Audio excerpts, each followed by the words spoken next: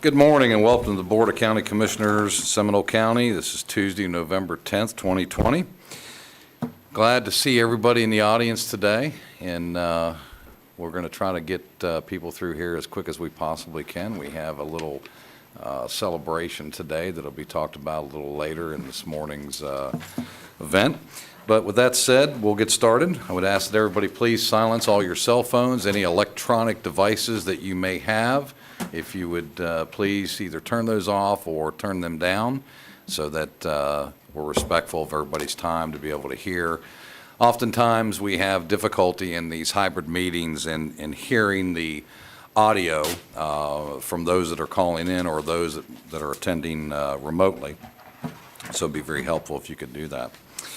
This meeting may be viewed in person in the BCC chambers, on SGTV, on YouTube, and by registering to participate in the Zoom webinar.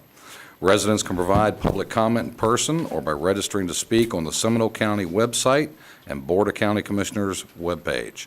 There you'll find a link to register for the webinar entitled Meeting, Webinar Registration, and Helpful Hints. If you're unable to join via computer or online, interested parties should call 407-665-0808. That's 407-665-0808 for additional information on how to participate via a telephone. We will take public comment on each item as it appears on the agenda. In order to be recognized to speak, if you're using a computer or iPad, you will need to use the raise hand feature. If you're calling on a telephone, you will need to press *9. If you attend the meeting in person, you will be required to wear a mask and social distance.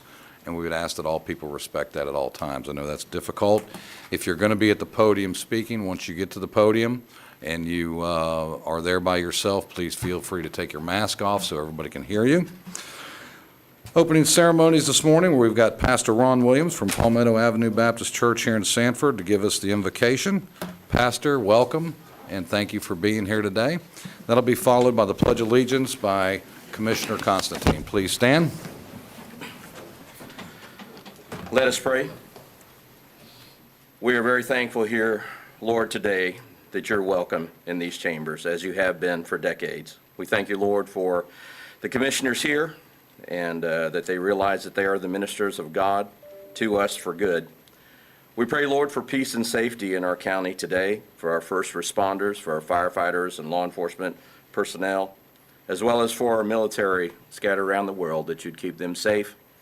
And Lord, we're going to recognize the veterans tomorrow, but help us to be mindful not just to recognize them one day a year, but every day of the year, because they keep us safe. Lord, I pray for wisdom for these commissioners. They have a hard job to do, because no matter what they decide to do, some people are going to be for it and some are going to be against it. And so, Lord, I pray that you would give them the intestinal fortitude to stand up for what's right, that they would make decisions based on the Word of God and not on popular opinion. We thank you, Lord, for the vaccine that you gave us yesterday and pray that it would be distributed in a timely fashion. We pray for the medically fragile today that you would especially take care of them. We pray for our nation today that you'd make us one nation under God, and we'd return to our motto, and God is our trust. We pray for our President Cabinet today. They would make wise choices. We pray for the governor of the state of Florida, as well as the mayors in Seminole County of our cities, and for the city commissioners as well, that you would help them to make wise choices. For we who live here in Seminole County, it is a natural choice for us to be here. We've chosen to be here. We've chosen to rear our children here, and we thank you, Lord, there's a place, a respite from what the rest of the world's doing here in our county, that we are safe, and we do live a peaceable life. And to a large extent, it's because of these people that sit here and the others who rule our area. So I pray for their health. I pray for their families. I pray especially today for Commissioner Carey. I thank you, Lord, that she has been a friend to the faith-based community all these years, and we'll miss her dearly. And we thank you, Lord, that she lives a good legacy for all of us. And I pray, Lord, that the person who follows her will do well following her footsteps. So bless us this day.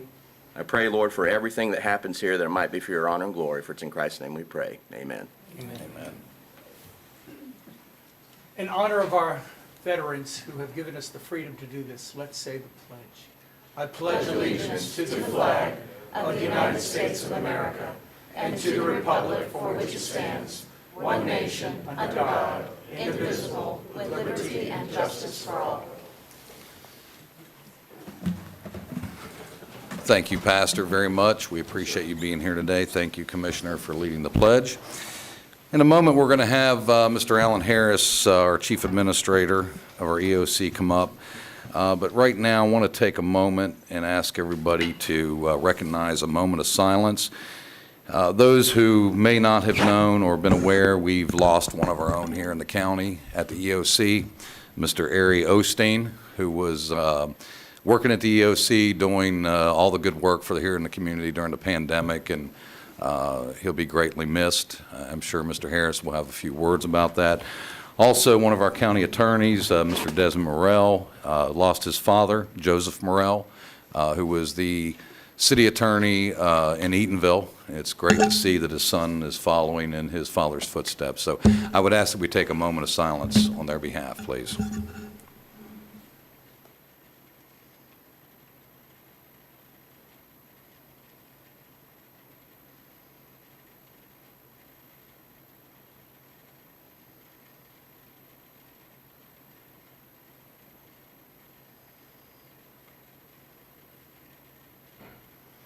Thank you, and we ask God watch over their families.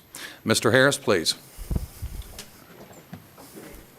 Alan Harris, Chief Administrator for the Office of Emergency Management. With me today, I have Donna Walsh, the Health Officer for the Florida Department of Health, Seminole County, and Kevin Baker, Senior Epidemiologist for the Florida Department of Health for Seminole County.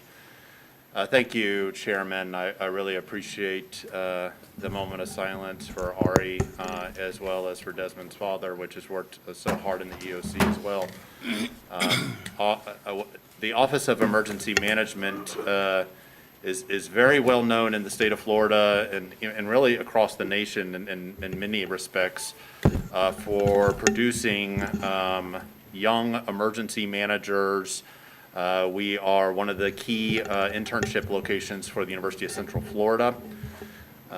Ari contacted me about 4 months ago, said he was interested in this field. He really wanted to prosper in emergency management.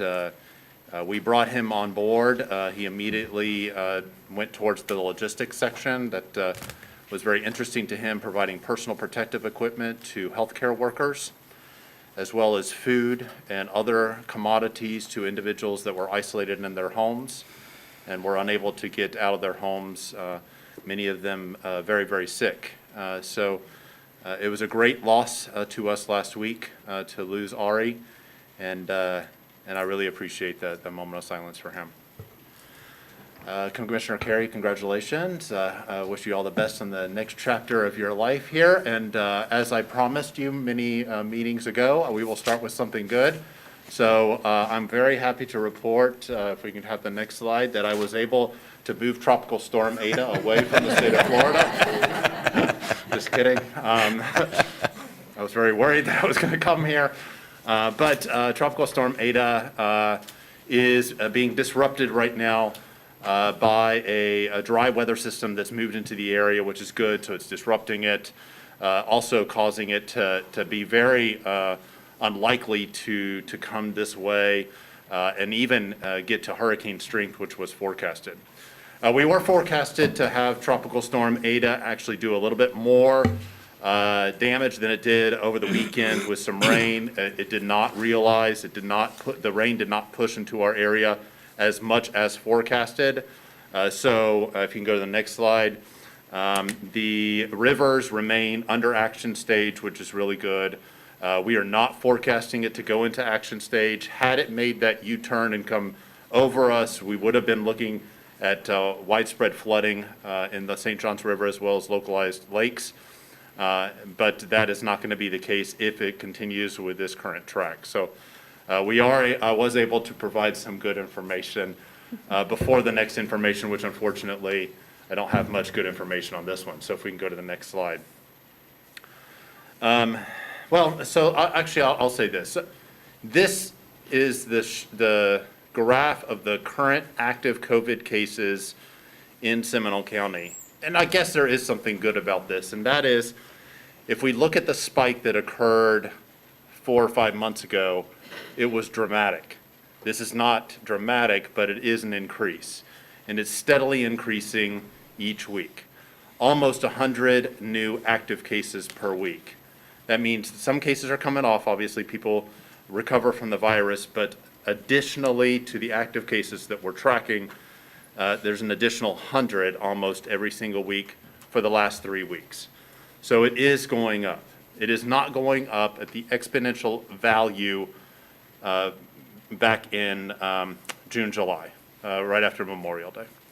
But it is going up, and that has certainly caused us some concern in the health community, in the emergency operations, in the emergency management community. But there maybe is some good news in that it's not increasing as fast as other parts of the country and even other counties. If we can go to the next slide. Unfortunately, of course, when that happens, hospitalizations increase too. So we've seen a steadily increase of hospitalizations over the last month, and that continues to increase each and every day. So while we do have small little dips here and there, if you look at it holistically, it is continuing to move up. If you can have the next slide. Our new cases per day, you can kind of see a U there. That's not what we want to see. We wanted to see a leveling off. It is starting to go up as well. I didn't want to get too granular with this because I'm going to allow Donna Walsh to come on up and be a little bit more specific with some numbers. We're going to turn off the PowerPoint, thank you, and I'll let her talk about that. We're going to get even a little bit more granular when Kevin Baker comes up, and then I'll wrap up with some discussion on the metrics.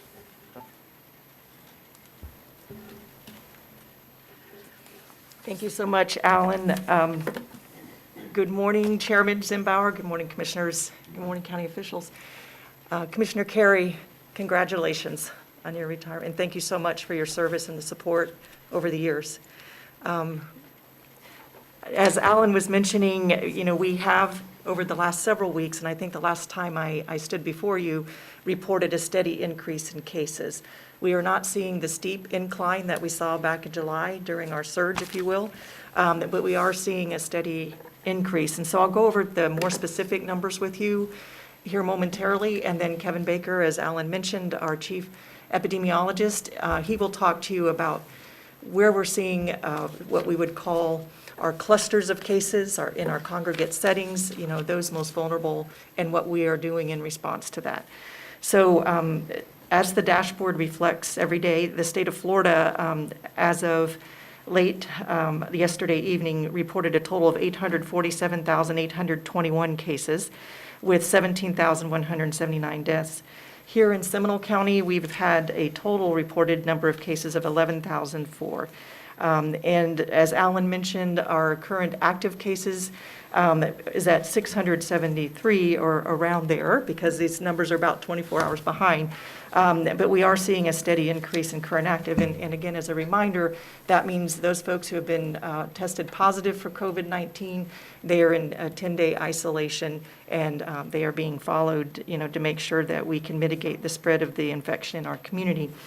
To put that into perspective, if you look at the total numbers of cases over the last several weeks, and I'll go through last week of November 2nd through the 8th, we had a total for the week of 476 positive cases reported.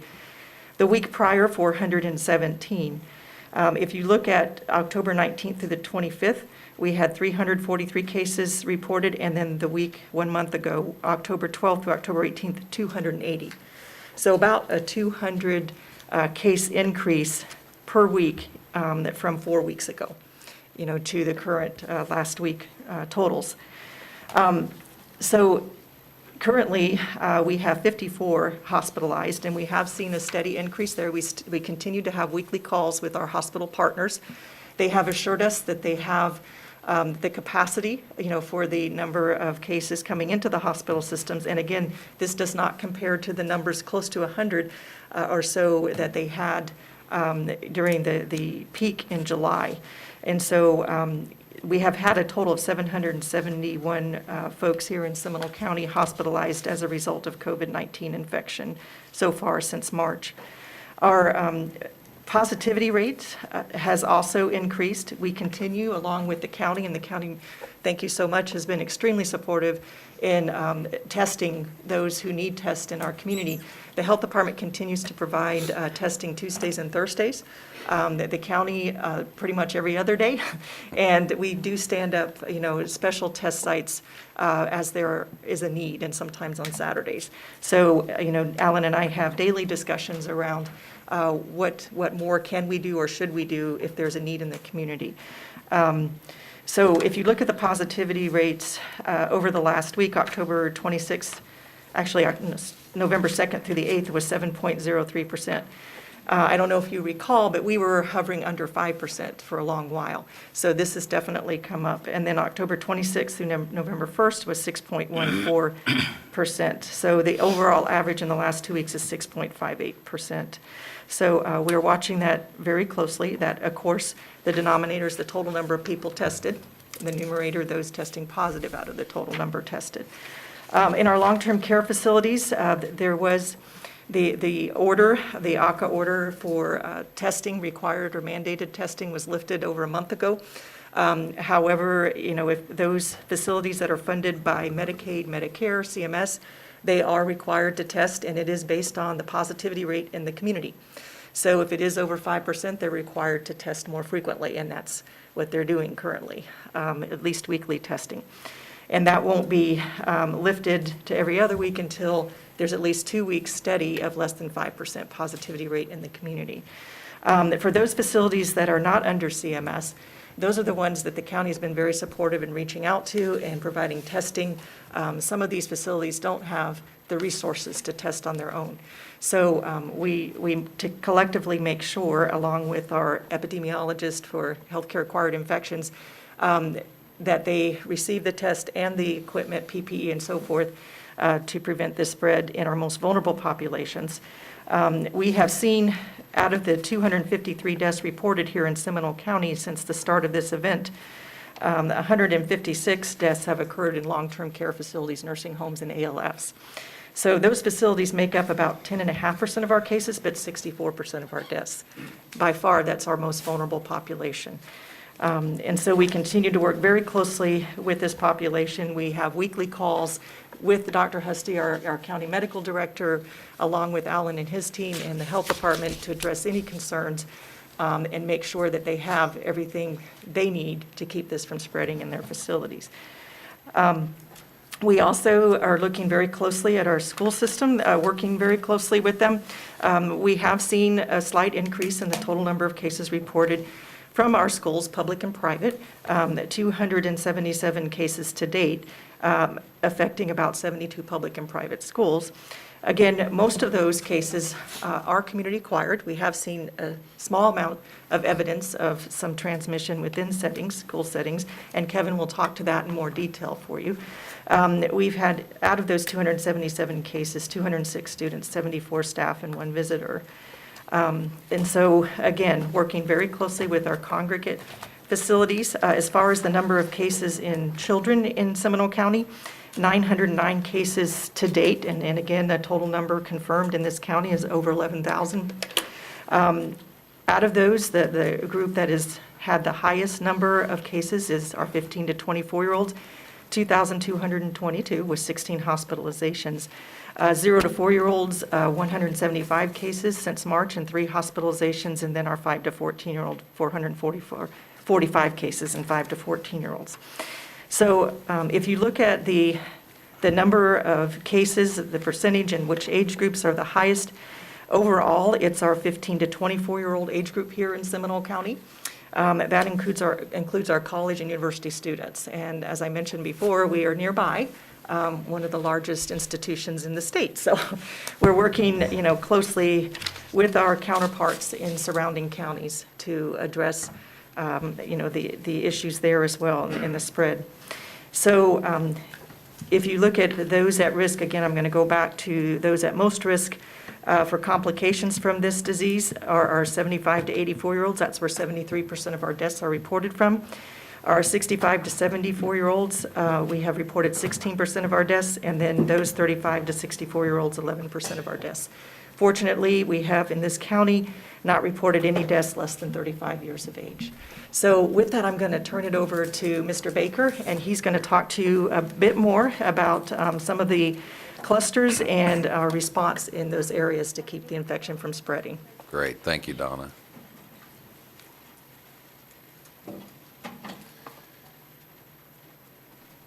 Good morning, Mr. Baker, and welcome. Good morning. Thank you all for having me here today. So as Donna gave a really good update on the general numbers, I'm just going to give a little bit more about the EPI and kind of what my program is responsible for and what we're doing here recently.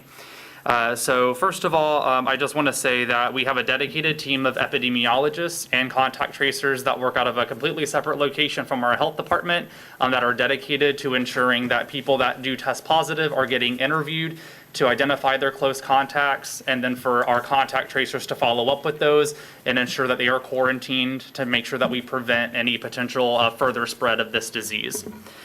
So as Donna mentioned, the congregate settings, any kind of group setting is extremely important in stopping the spread of this disease. Because the volume is increasing, it's very important to try to stop these smaller clusters of disease that we are seeing in Seminole County.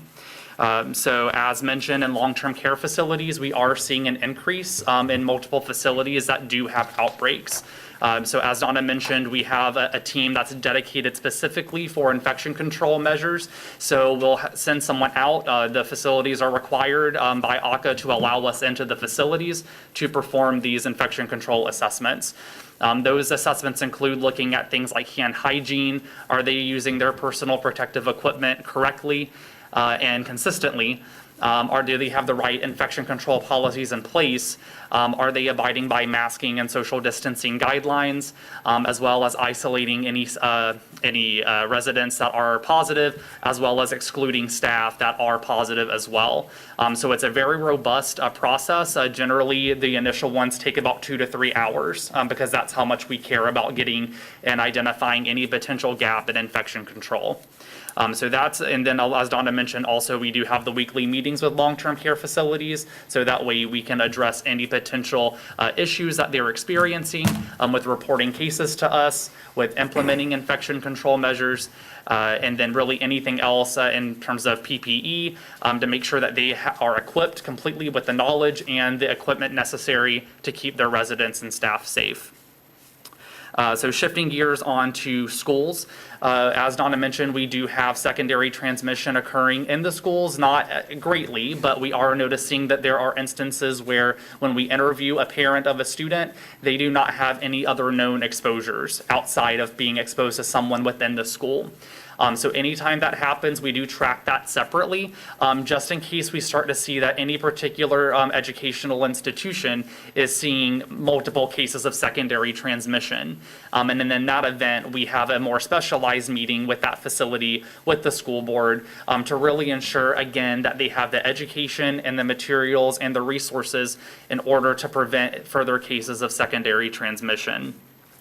One great relationship is with the school board, with school health. We're very proactive.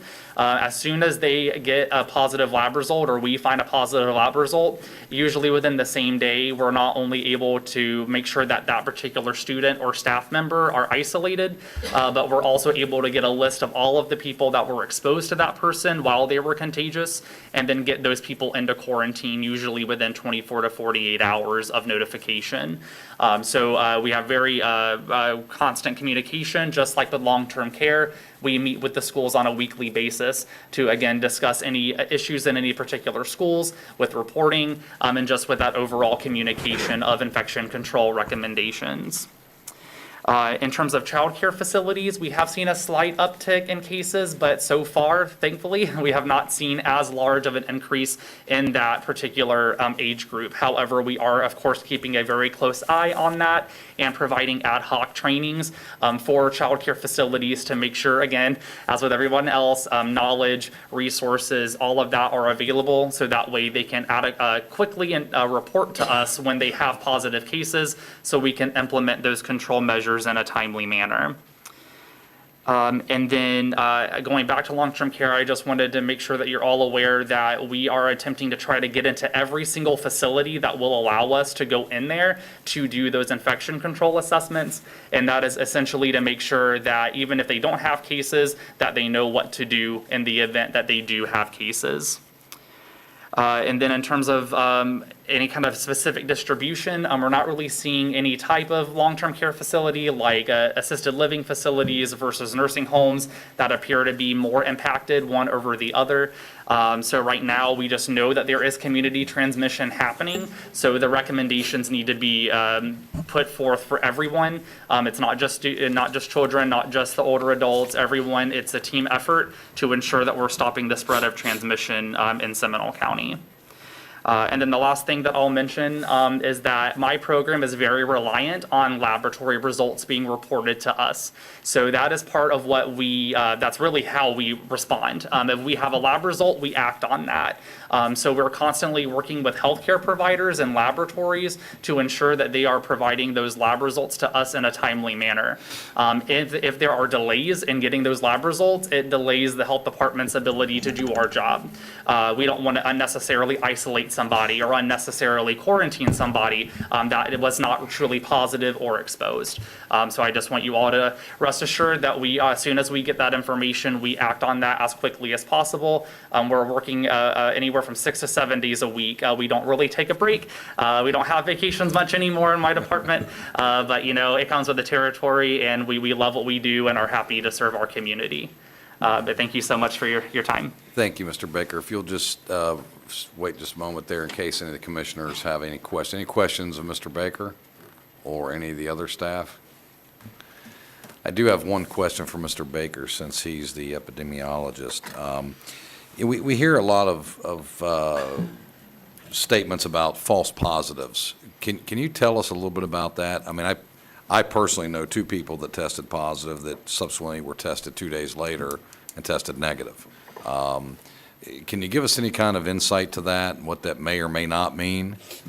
Yeah, so with testing, nothing is 100%, and I always really, in my job, just tell people anything. Everyone, a lot of people that we deal with like to think that, everything is absolute, whether you're positive or negative. And then there are certain instances, while rare with COVID-19 testing, that someone might test positive and they're not really positive, or vice versa. So what we end up telling people is essentially if we have a positive lab result, the likelihood that it is a false positive or false negative are very, very low. You're talking our sensitivity and specificity, which means the ability for the test to be accurate, whether it's positive or negative, is very high, like way high in the 90th percentile. So at this rate, we do not consider those tests to be false positives or false negatives. So in the event that we do have someone that tests positive, we're going to go ahead and act on that because the likelihood that it is a false positive is pretty low. Now, in instance for the rapid antigen test, we do with that particular one have to be a little bit more careful because in those that are asymptomatic, that test is not quite as reliable. So in the event we may see a false negative in someone with a rapid antigen test, we may decide to do a PCR test to confirm that that person is truly negative. But in terms of false positives, we are going to likely respond to those because it's more likely than not that person actually has it, even if they do not have any symptoms, than if they, even if they did, like we would assume that they're all just going to be positive. Right, okay, thank you. Commissioner Lockhart? Yeah, I'd love to follow up on that if I could. Sure. So 2 different kinds of tests, it sounds like. You have a PCR test and an antigen test. And I know early on, the sensitivity level of some of the tests that were out in the market some were not as good as others. Mm-hmm. Is that a true statement? Yeah, some of them are not correct. Okay. How many would you say, or what % would you say of those early, less sensitive or less reliable tests are still in use? It's hard to say for sure because it just depends on what provider is using what test. We don't always get that information from providers. But however, what the CDC recommends is that they can certainly use those tests. It's just that they need to ensure that they're using them correctly with the emergency use authorization that was put out from the FDA. Okay. So in that regard, we if we're talking to have the most sensitive test, we're always going to recommend that PCR. But because so many people, they want that result same day, they just want to know so they can act, may get the antigen. But for example, like I said, if they're asymptomatic, we're really going to push for them to get the PCR because that's going to be a more accurate result. So what we try to explain to healthcare providers and the general public is that, you have to understand when the test is indicated.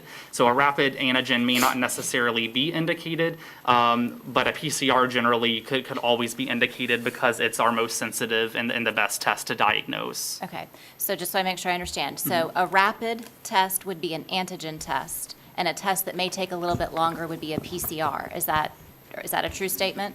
Yeah, for the most part, there are Okay. rapid PCRs out there, There but are. most people getting rapids are antigens. Okay. I think it's important for us to know, and obviously you aren't even being provided that information. So of course, I tend to be like I want all the data person. But if you don't know what % of these tests fall into which category, we really don't know what the rate of false positive or negative may be. If we know we have this number of these types of tests, then we may know what our risk may be for some false positives or negatives. But if we don't even know what the % of our overall tests are that fall into which category, it's harder for us to glean that. Is that not true? So again, really when we look at the number of rapid antigen tests versus the PCR tests really largely outweigh the antigen tests that are performed in the community. So again, really in the event of someone getting an antigen test, we really just focus on the numbers that we really have now in terms of sensitivity and specificity. And so right now, again, as long as someone is getting that test correctly, they're getting it when they're symptomatic and not when they're asymptomatic, then we know with a little bit more certainty that result is going to be accurate. And anytime someone gets an antigen test when they're asymptomatic, we always try to ensure that they do get that PCR. That way it's a little bit more accurate. So that's I'm part of willing what to- we do. I'm willing to bet the majority of the public has no idea about that. Because I know people who are asymptomatic who have gone to get tested, and of course they want to know as quickly as possible, so they're going to get the antigen test because it is a faster result. And I just think that asymptomatic people who maybe have been exposed may be under a misperception that it was as accurate as a PCR test might have been. Yeah, no, I totally agree that we should be focusing more on getting a more accurate test for those that are asymptomatic. So anyone that we personally speak with that does have an antigen, we always let them know that if they would like to get a more confirmatory result, they can certainly get a PCR. So again, it's making sure that the public is appropriately educated on when it's recommended, and not just them, but that the providers are not providing the tests when it's not recommended. Because like I said, they're all approved under a specific emergency use authorization to prevent the potential for having false positives and false negatives. So by doing it based off what's it approved to be used for, then we can prevent the number that we see in the community. We've got some work to do on education, I think, there. Yeah. Well, we have the news media telling and saying and different information spewed out there. Any other inquiries of our EOC group? Does Alan I have do- more of his presentation, I think? Yeah, just two more. Yeah, and I do have, are you going to get into the vaccine? We can definitely talk about that, too. Yeah, that'd be great. Okay. Any questions for Kevin, though? I don't think so. Thank you very much. Thank We you. appreciate it very Thank you. kindly. Or if we can show- So you all had asked me to utilize the White House COVID-19 Task Force report, and we were able to obtain a copy from another source other than the state of Florida. And if you can go ahead and do the next slide. All right, there we go. So this is last week. I want to thank the Florida Department of Health. They're critical in getting all these numbers together for us. But this is how we looked last week, and there's a whole litany of different metrics that the White House uses at a state level, weekly basis, to come up with these color codes, which are a snapshot of where the individual state is at any given time. They do it for all 50 states. So we're doing it for just Seminole County. So we're using the same metric. Obviously, it won't be in the millions for population because that's the state of Florida. We're doing it at 471,000 people. So based on the last or the most updated census levels. So from this, and this is last week's, and we're going to produce this every week. It is good for situational awareness. We did talk to our health partners in our healthcare task force last week. They said, they like it as far as situational awareness. They're concerned for us using it for operational measures because it doesn't necessarily tell us all the data behind the scenes. For example, and one of the chief medical officers brought this up, and I thought it was a good analogy.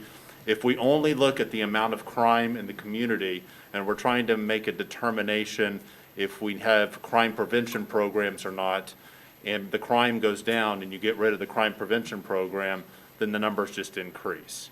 And unfortunately, it's not showing on this the mitigation tools that we have in place and how that's affecting the numbers. So we are using this for situational awareness. If you can go to the next slide. This is this week. So you just got done hearing from the senior epidemiologist and the health officer of Florida Department of Health. Things are progressively getting worse. Again, not to the level and the speed of the other spike a few months ago. But if you look at this, it looks like everything's getting better. So that's where I say this is good for situational awareness.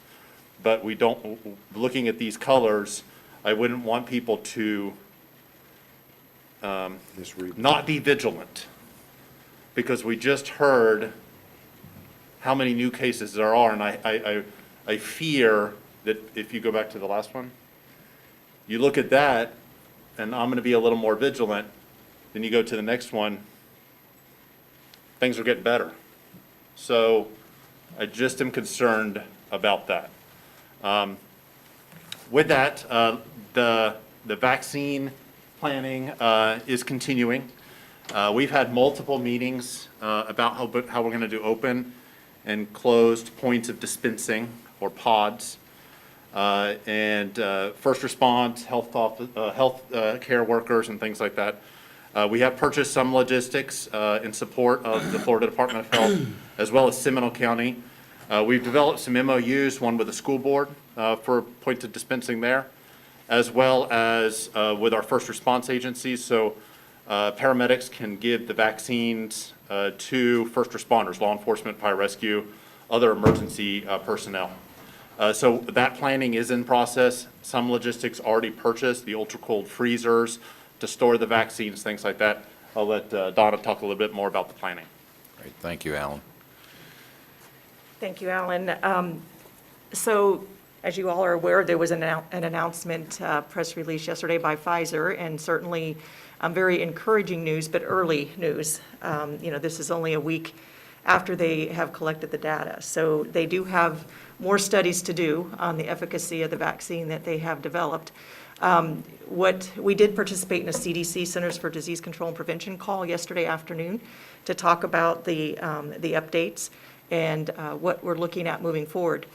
Any vaccine that is developed that does pass through phase 3 clinical trials for efficacy and safety still needs the advisory group for immunizations, advisory committee on immunization practices still need to put forward recommendations for the administration of that vaccine, the safe administration of that vaccine, as well as the company would need to apply for an emergency use authorization during these times, because these are unprecedented times, and certainly the development of this vaccine has been expedited.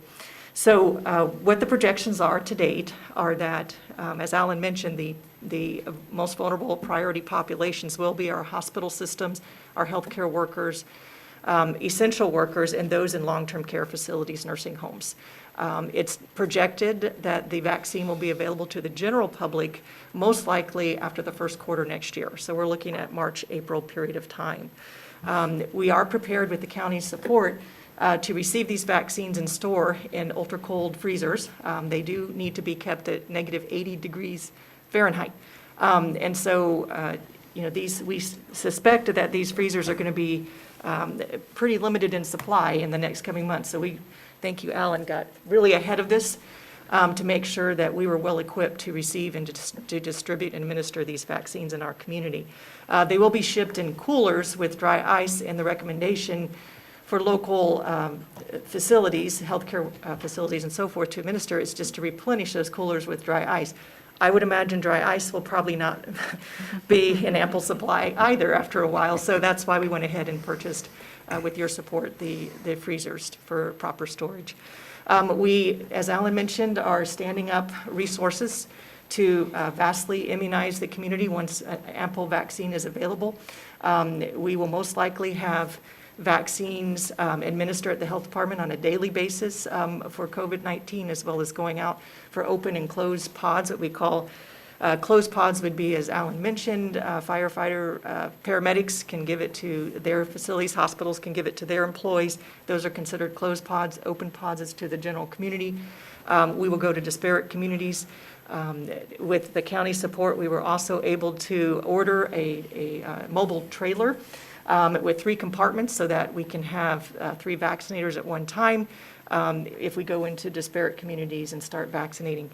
This vaccine does have a short shelf life. It depends on the manufacturer. The 4 manufacturers that are in phase 3 clinical trials right now, they're indicating that after the vaccine becomes at room temperature and it's multi-dose vials, so 5 to 10 doses per vial, you have upwards of 6 hours to administer. So lots of logistical planning to make sure we have all of those who need to be vaccinated scheduled appropriately so that there is no waste. As far as the supplies, we feel pretty confident that we have ample supplies to administer the vaccine, staffing, but we continue to look to our nonprofit partners. I was just on the phone last night to one of our nonprofit partners to see if they would be able to help us with their volunteer teams as well. So we will continue to plan and be well prepared for when the vaccine becomes available. I'll take any questions if you have any. Great, thank you, Donna. Any questions for Alan or Donna? Commissioner Lockhart? Yes, sir. Well, and I don't know if you and Alan want to tag team me on this one or not, but I know I continue to be the one who's pushing against the resistance to set goalposts on what happens next. Right. And so I'm going to continue to wear that mantle because I guess I wear it well. I certainly understand the analogy that Alan shared with us from the hospital chief administrator, and it's a great analogy about not wanting to remove something that is working. But I don't think that what some members of our community are asking for is unreasonable, and just asking for, okay, what is the metric we're looking at, and what is that benchmark for when we can back off on the mask mandate? I'm not telling you what I think it should be. I'm not even sure I hear them telling you what they think it should be. They just want to know what it is. And I really, even if it's after a certain percent of our population is immunized, if it, whatever the experts in our community agree that goalpost should be, I think we owe it to our community to at least be actively pursuing that answer. And I understand when something's working, you don't want to stop doing it. I get it. But I don't think we can ignore, and I'm not suggesting you're ignoring, because you all have been very responsive. I think it's a fair question, and I think it's a reasonable question, and so I'll continue to ask about it. Well, and we appreciate you asking. We are certainly looking for that metric ourselves, Commissioner. But what we know is that the non-pharmaceutical interventions is what we have. That's our defense right now. And we know that without these defense mechanisms, we've seen vast spread of the virus, unfortunately, throughout the nation and globally. So, we will certainly continue to seek that answer as well, and update you just as soon as we have evidence-based information to support. Great. Thank you. I appreciate that. Yeah, I think, all of us would like a answer and finality. And I've had the opportunity to sit in on a lot of the regional calls. Central Florida, unfortunately, is an area that is a transient area. Even during the COVID, we still have, attractions that are partially open and people coming and going. I spent yesterday observing rental car agencies in and around the airport to determine, what does it look like? Are people actually really coming and going? And I got to tell you, they are. I mean, people are lined up trying to get rental cars and so forth. And I think it's natural. I think we as humans want an answer. And I get the same inquiries, where's the benchmark? Where's the goalpost? It keeps moving. Well, We haven't set one yet. It can't move. I mean, the reality is, there's a lot of things that they know, but there seems to be a great deal of things that the experts don't know. And I think that is why it's so evasive. We all want to know what time we go to bed, what time dinner's going to be, what time this meeting starts, et cetera, et cetera. And unfortunately, this is one of those trying times, I perceive, that we just don't know. I think we're trying to do the best we can, I think, with the experts' advice. And I think we continue to hear experts in conflict with each other often, which confuses the public. We hear very loud voices that say, it's nothing, don't worry about it, it's the flu. And we have others that are very loud that say, no, it's not the flu. But I think all of us have to agree that what we've seen across not only this county, but the state and the nation as a whole, people are dying. It's debatable whether they're dying at the rate of some other disease or not. The experts say it's highly contagious. When this first started, many of us sort of were in a quagmire of, well, we don't really know anybody that's had this. But as this has weighed on, I've come to know numerous people that have had it, some with great or little impact, others not so good. So I think the highly contagious part of this is the moving target and finding an end to it. I'd love trust me, as a chairman in 2020, I'd love for this to have ended like 3 months ago. And if y'all could tell me it'll end next week, I'll be great with that. So I understand Commissioner Lockhart's concerns. I get it. I get the same inquiries, and we'd all like some finality and answers, but I don't suspect we're going to get that until we actually have a proven vaccine. But I do applaud Alan and his staff for having the vision, again, in Seminole County to get ahead of the curve and procuring the freezers and things that will be necessary when that product is available, that we'll be able to receive that, store it, and be able to start getting it out to the public, which is fantastic. Whether that's next week, next month, or 3 months from now, we've come to learn we may not be able to get those freezers, if everybody in the county all of a sudden makes a run on it. So I think that was a great move, so thank you. Commissioner Galari? Thank you, Mr. Chairman. Donna, Alan, I want to thank you. I want to thank all the first responders, all the medical folks as well that's involved in this. As the chairman said, it's important that we not only look backwards but forwards, and it's very difficult sometimes to look at that crystal ball. But your leadership, as the chairman stated, just getting the freezers is a big thing. There's so many things that we should be thankful of, and having the ability to look forward to understand what those are. So I want to thank you all for what you've been doing, as well as your staff. So many times that we address you two, but it's your staff that's behind you that's helping, and I want to thank them all. And I'd be remiss if I didn't say tomorrow I want to wish Alan happy birthday. Thank you, Mr. Chairman. Taking the day off, right? I am taking the day off. Thank Good you for you. giving it to me. Good for you. We're all taking it off in celebration. Yeah, I wonder who would catch on to that. Anyone else from the dais wish to weigh in? Thank you all very much. We appreciate it for keeping everybody in the community informed and as safe as you possibly can. All right, next up, we've got Ms. Guillet, who's going to give us the CARES Act update. Ms. Guillet? I'm going to give you a very quick CARES Act update, and this one's up on screen. There we go. And I will ask, I know it's a little difficult to understand with the mask on, but I will ask your indulgence. We have seen, as we just heard, there's an uptick in cases in the community. We have also seen an uptick in impact to our staff here at the county. So out of respect for those who are down in the gallery with me, I'm going to leave my mask on, and we'll do my best to be as clear as possible. So I appreciate your indulgence. So, let's see if I can make this work. So very quickly, this is the slide that I include every time we talk about this. It has the allocations. And they've shifted around a little bit since we first started talking about this. If you look on small business, we originally allocated 10 million. We're now at 11.7 million, so we've exceeded the original allocation. Individual and nonprofit assistance, we initially had $10 million allocated for both nonprofit and individual assistance, assuming that we would spend about $3 million on nonprofit assistance. We've hit that mark on nonprofit, but we have significantly exceeded individual assistance. It's good that we had the funds. It is not so good that the need was there, but I'm glad we were able to meet it. That has shifted up significantly from when we first talked. Public safety service and health expenditures have remained pretty much on point with what we originally estimated. We have, as Donna mentioned, had some increases in allocations to the health department. And we're glad that we're able to partner with them.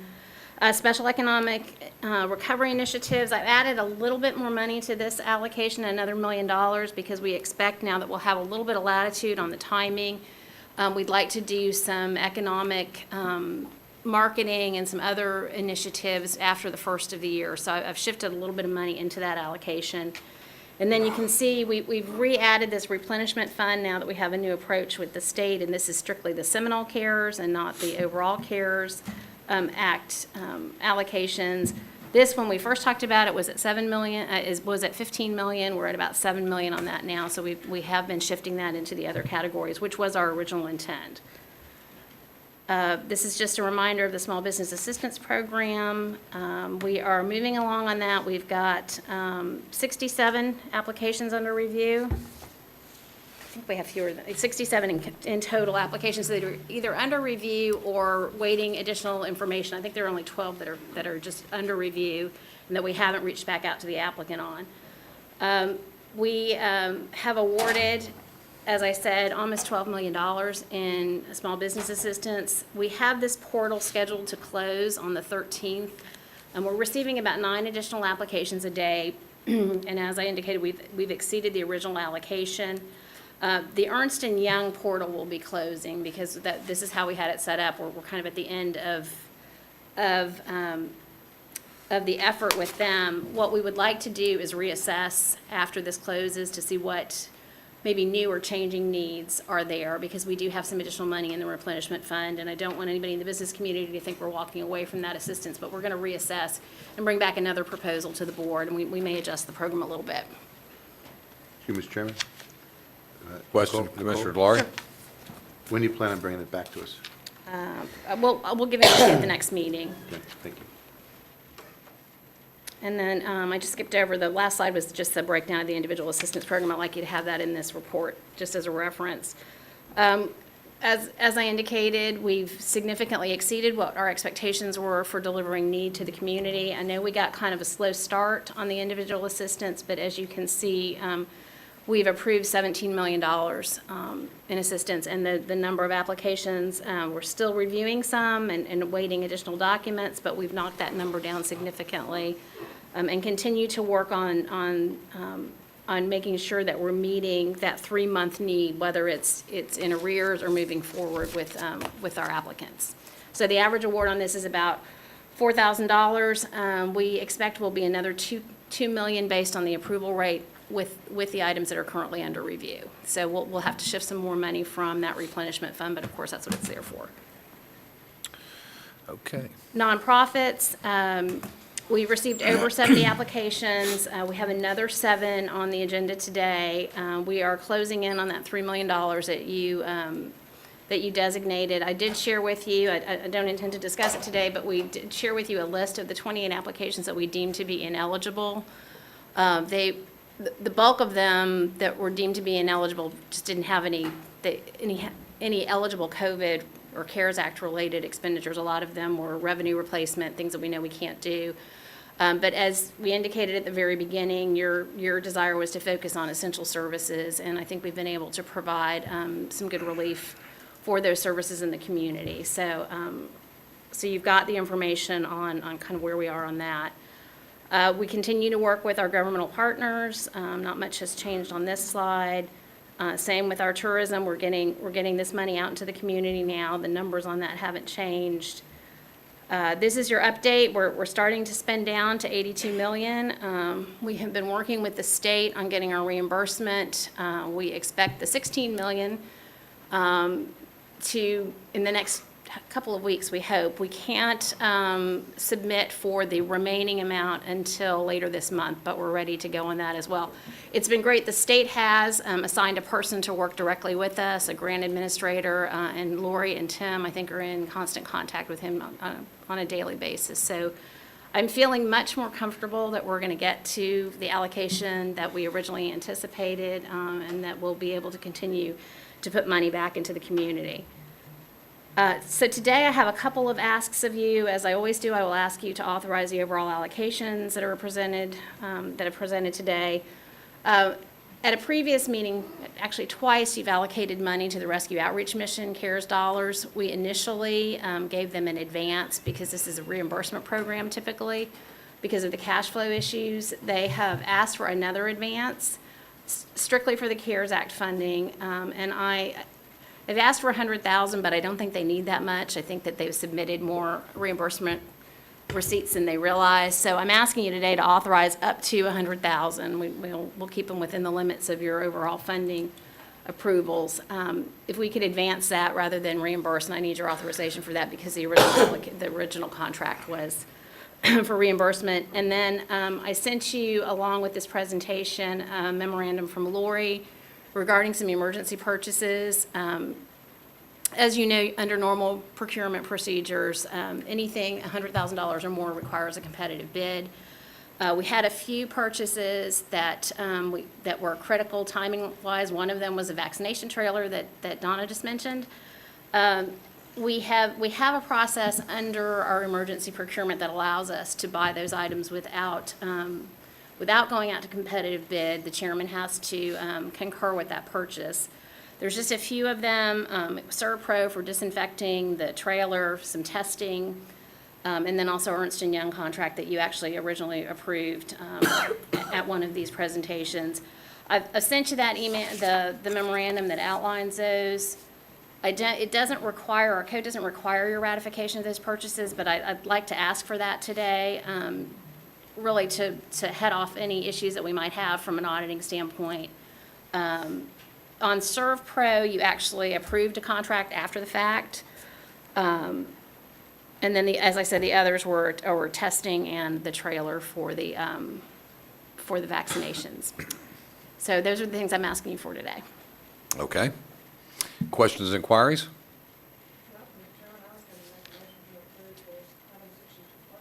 Second. All in favor? Aye. Opposed?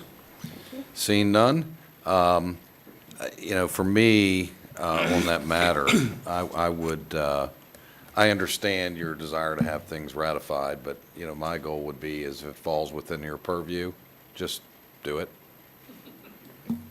I can do that if that's what the board likes. Unless somebody else has an issue with that. I mean, we've set up the guidelines for our staff to make certain decisions. I don't know that we need to ratify each and every one of those when that decision's already made. It's in their purchasing purview.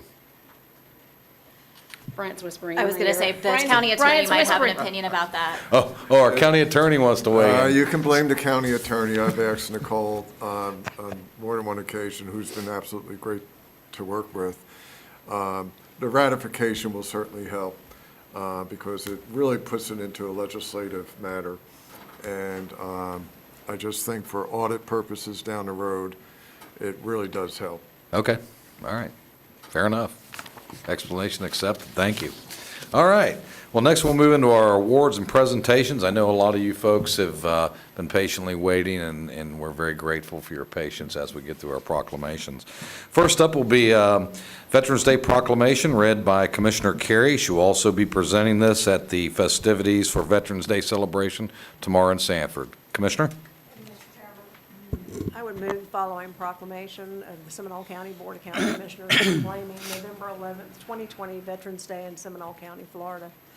Whereas at 11 a.m. on November 11th, 1918, after 4 years of bitter conflict, the world rejoiced and celebrated the signing of armistice by the Allied forces in the Federal Republic of Germany for the cessation of World War I. And whereas to remember the sacrifices that the men and women made to ensure that lasting peace, on November 11, 1919, Woodrow Wilson, the 28th President of the United States, proclaimed an Armistice Day in the United States.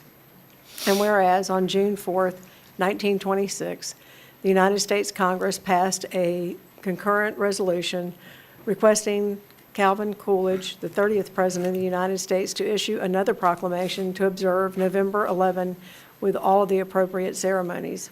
And whereas on May 13, 1938, 28 years after World War I, Congress passed an act making November 11 of each year a federal holiday, a day to be declared and celebrated thereafter as Armistice Day.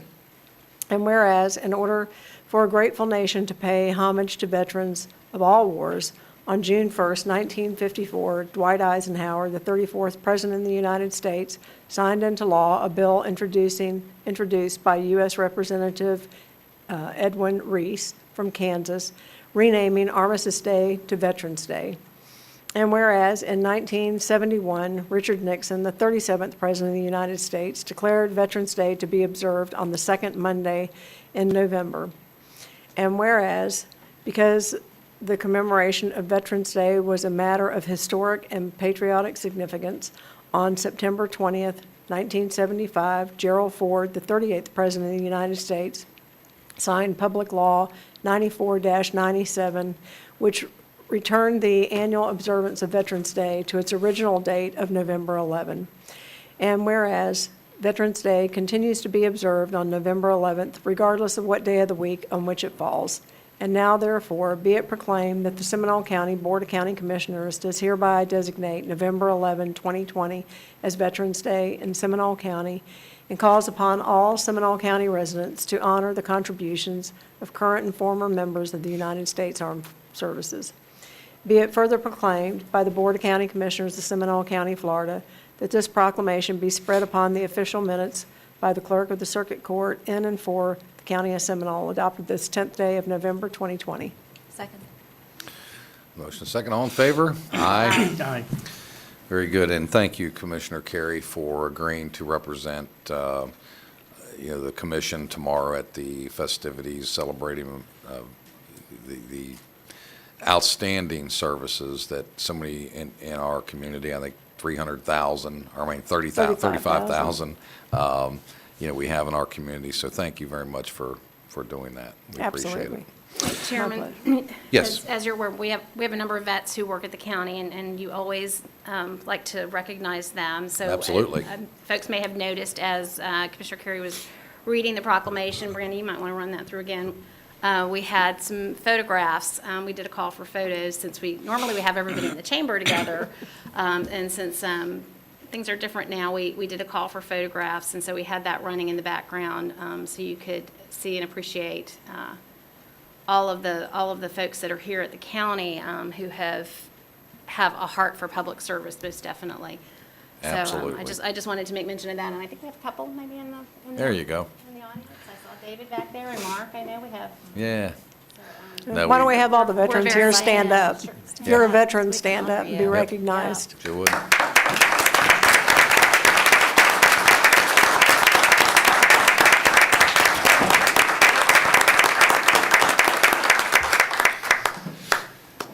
Thank you, and we appreciate it very much. Next up, we will have the proclamation read by Commissioner Constantine. It is going to be accepted by Miss Allison Thal.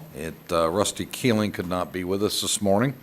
This is a proclamation recognizing Mr. Keeling. Commissioner Constantine, you're up.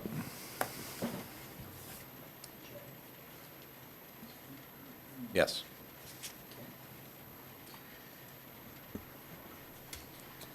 This is a proclamation of the Seminole County Board of County Commissioners. recognizing posthumously equipment operator construction woman Joyce McBride, United States Navy, for her outstanding service to the United States and to Seminole County. And I will make the motion.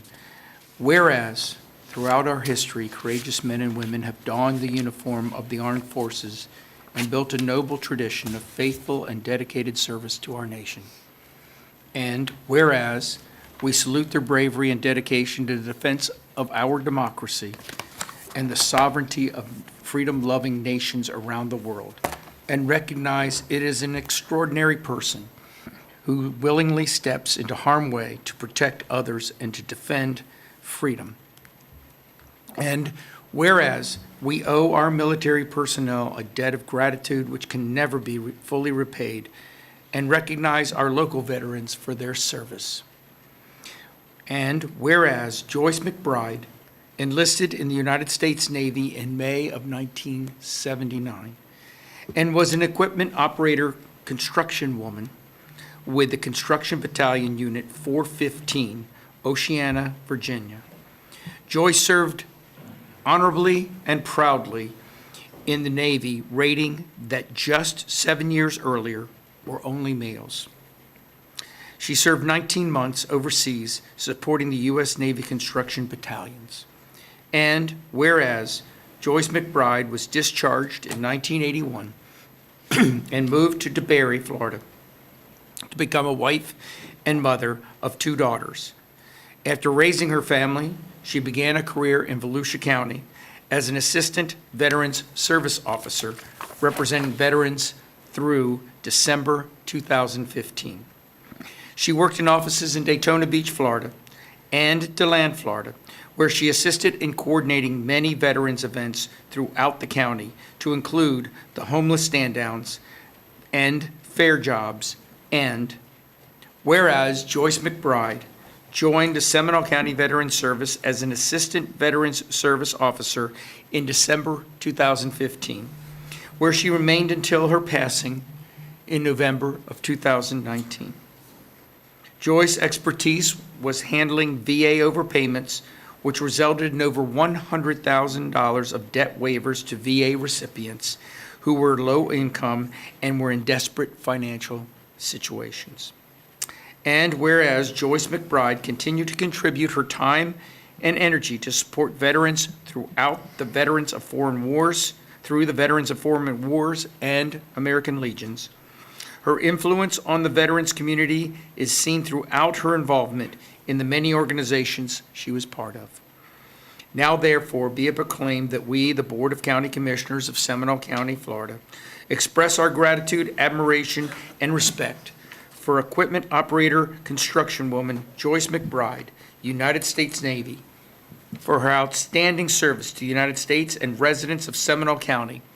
While her physical presence is no longer with us, her contributions to her country, community, and the veterans she assisted will always remain. Adopted this day, December 10th, or Second. November 10th, 2020. Second. Second, all in favor? Aye. Aye. All right, and on behalf of Joyce's family, again, Allison Thal will be here to accept the proclamation. If everybody would join us on the floor for the presentation. Photographs with your mask.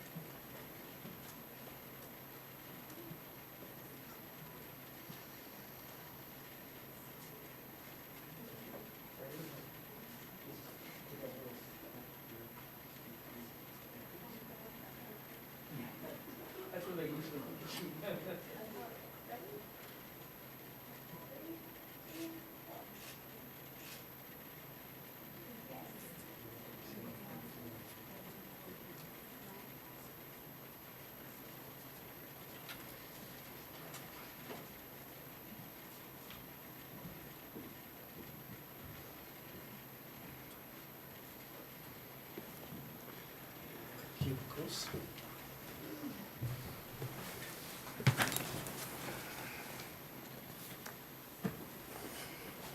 Thank you, Commissioner Constantine, for presenting that proclamation. Next up, we have Commissioner Lockhart will be reading Commissioner Carey's retirement resolution. Commissioner Lockhart, thank you very kindly for doing that. Well, it's truly an honor for me to move the following resolution. Whereas Commissioner Brenda Carey has lived in Seminole County since 1957, and whereas Commissioner Brenda Carey began her real estate career in 1979, becoming a licensed real estate agent, and in 1983 joined Husky Realty, the original Heathrow real estate sales team. And whereas Commissioner Brenda Carey assisted in growing the civil engineering and surveying firm of Blunt Sykes and Associates when she became Vice President of Business Development and partner in 1985. This resulted in a growth from 18 employees to over 50 employees during her 12-year tenure. And whereas Commissioner Brenda Carey set the bar for women in the development industry when in 1997 she became the first woman to hold the position of Manager of Business Development for Turner Construction in the state of Florida. And whereas Commissioner Brenda Carey began her own firm specializing in real estate strategic planning and owner representative services called the Carey Company, which is still active today. And whereas Commissioner Brenda Carey has been an active community member throughout her residency in Seminole County through her work in volunteerism and charitable organizations such as Safe House of Seminole and the Central Florida Boy Scouts. And whereas Commissioner Brenda Carey was elected to office in November 2004 and has served the citizens of Seminole County for 16 years, Commissioner Brenda Carey's breadth and depth of knowledge will be greatly missed by all. And whereas Commissioner Brenda Carey is a loving wife and mother to 5 grown children and 5 grandchildren, and looks forward to spending much more quality time with her family. Now therefore, be it resolved by the Board of County Commissioners of Seminole County that this resolution be spread upon the official minutes by the Clerk of the Circuit Court in and for the County of Seminole in recognition and appreciation of services performed by Commissioner Brenda Carey on behalf of the residents of Seminole County, adopted this 10th day of November, 2020. Second. All in favor? Aye. So be it. Well, congratulations, Commissioner. If everybody would join us down on the floor for photographs, please.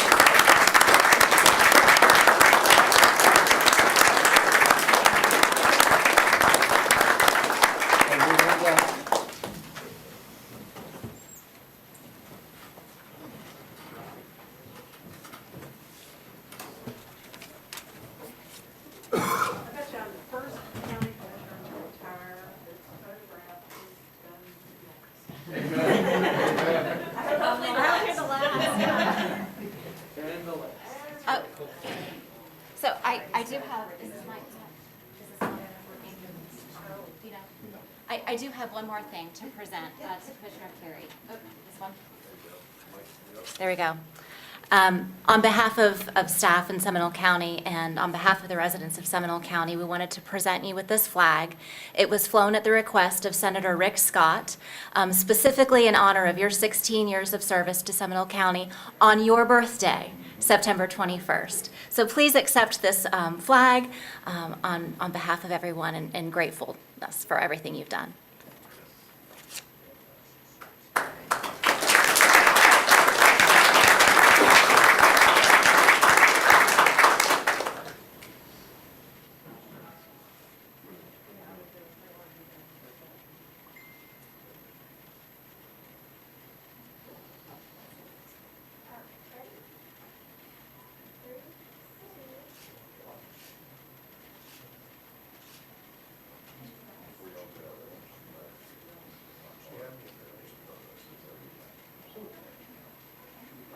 And we both wore navy today, and we did not plan it.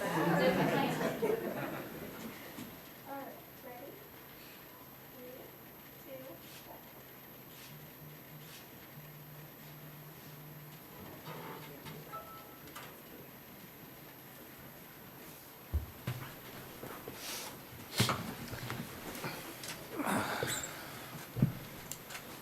And of course, Commissioner Carey, if you would like to say a few words. I'm grateful that I am the chair during this event and able to celebrate this with you as well as my fellow commissioners. And I know this is perhaps especially special to Commissioner Lockhart, who goes back a great deal with your office from the early days. So it's a fantastic event. Yeah. Thank you. Well, thank you very much. And I would like to thank the county manager, Nicole Guillet, county attorney, Brian Applegate, the entire management team, all of our wonderful staff. You know, the county commission offices can't operate efficiently unless they have good leadership. And I'm so proud that during my 16 years, I've only had a couple of executive assistants, and I'm especially proud that when I'm sitting here on the dais today as county commissioner. And if you've ever called my office, you know what a great assistant I have in Sam Tucker, my little princess. Inside joke. But I'd like to thank all my colleagues, and I'd really like to remind people that one county commissioner, one board member cannot do anything alone. It takes the will of the majority to do anything. And during my time on the commission, along with Commissioner DeLaurie, who has served the same 16 years, and many of you, Commissioner Constantine came next, and then, of course, in the last 2 years, Commissioner Zimbauer and Commissioner Lockhart. But we've accomplished a lot, and actually, we have encouraged private industry to bring jobs. It's so funny that Rick Scott would have flown that flag in my honor, because with his good work, we brought lots of jobs to Seminole County, literally thousands of jobs, and not just any job, but high-paying jobs. We then had to provide housing choices for all these folks who were moving here to take these jobs, and this board has provided many housing choices, including affordable housing. We've expanded our trails, parks, and natural lands. Today, we have over 136 miles of trails, 720 acres of parks, and over 6,600 acres of natural land. We successfully passed a third-generation sales tax, which means so much to not only our county, but to our schools and to our 7 cities. We address water conservation and future water needs through our Yankee Lake process.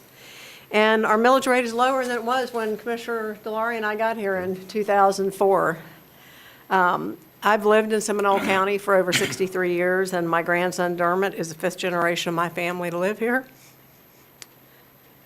For 20 years before I ever ran for office, I served as a volunteer for the county, appointed by other county commissioners. After 36 years of public service, I have to give a big shout out to my family. Christina, thanks for being here. My husband, who couldn't be here today. We spent a lot of weekends and holidays feeding the hungry. I don't think my kids have ever packed up a closet or cleaned out a closet that they didn't ask where they should be donating items. But we grew up in a home giving and have raised our children to do the same. Special thanks to my husband. He's been patiently waiting for me to retire from public service. The county will continue to be an amazing place to live, work, and play. And there are so many projects that have started, and I hope to see many of them finished. One that we're all waiting for to be done. Of course, Commissioner Constantine and I have served and overseen the construction of the Wekiva Parkway. Sorry it isn't being completed while I'm still here, but at least it'll be completed when I'm able to drive on it. While I'm leaving the county commission, I'm not leaving the county. I will be here and will continue to watch and give input and comment when necessary. Surprise. Say that's not so. But I wish our community well, and hope everybody will stay safe, and God bless all the citizens of our county, God bless our country, and God bless all of you. Thank you. Amen.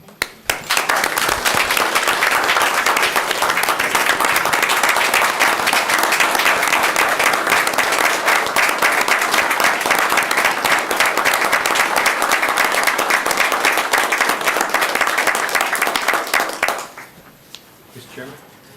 Commissioner DeLaurie? Thank you. There are those who may not know this, but I met Brenda Carey in 1997. Oh, yeah. It was on a construction site. She was representing Turner Construction, I was representing Universal Studios. It was doing construction for the Allen's Jurassic Park.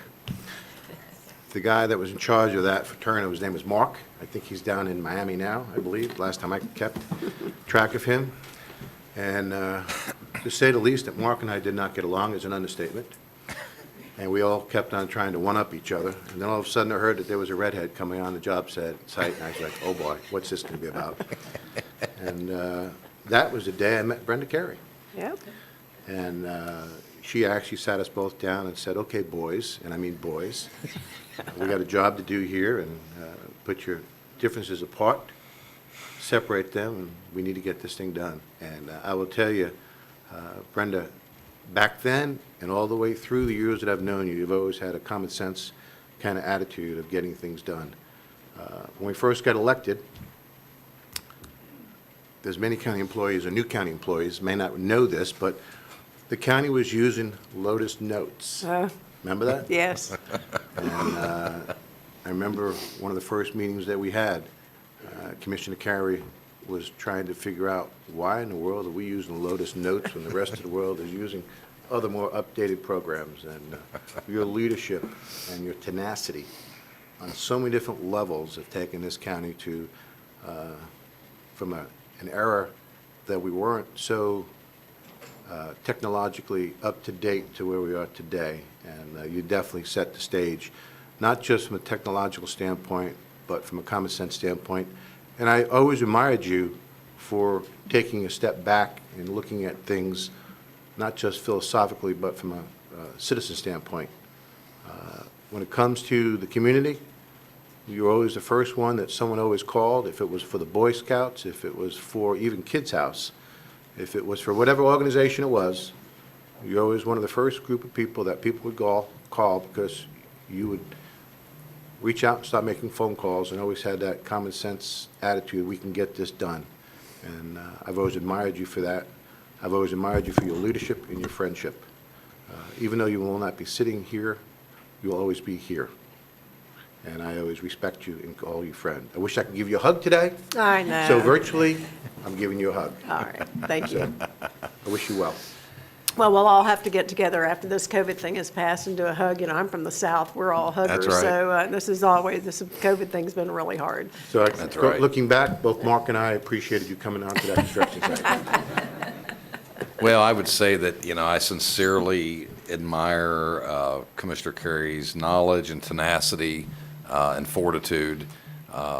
This is my second year, and I will tell you that for serving as many years as you have, takes a lot of fortitude, takes a lot of really putting personal things aside and sacrificing not only your family time, but your work time for the citizens of this county. And for you to do that for all these years speaks volumes.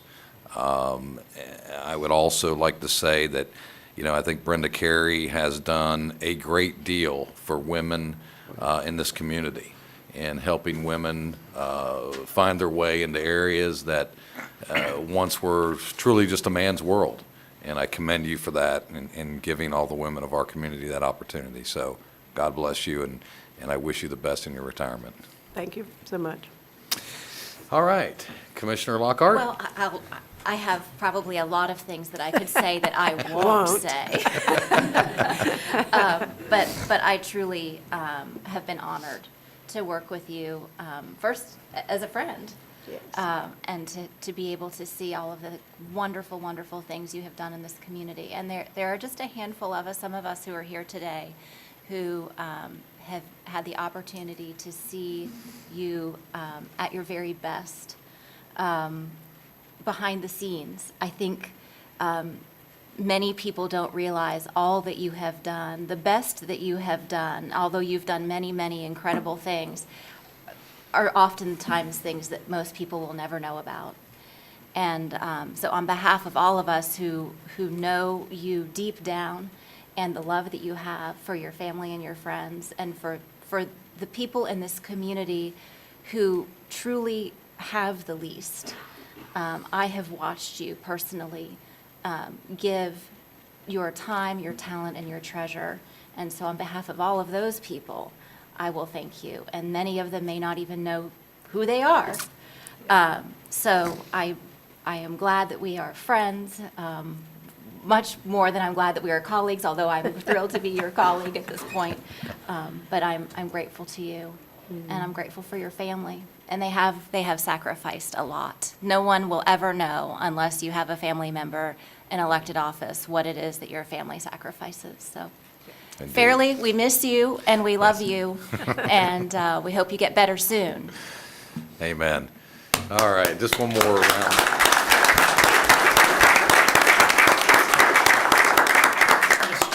Yes, Commissioner Constantine. It's no surprise to anybody that Commissioner Carey and I have had our disagreements.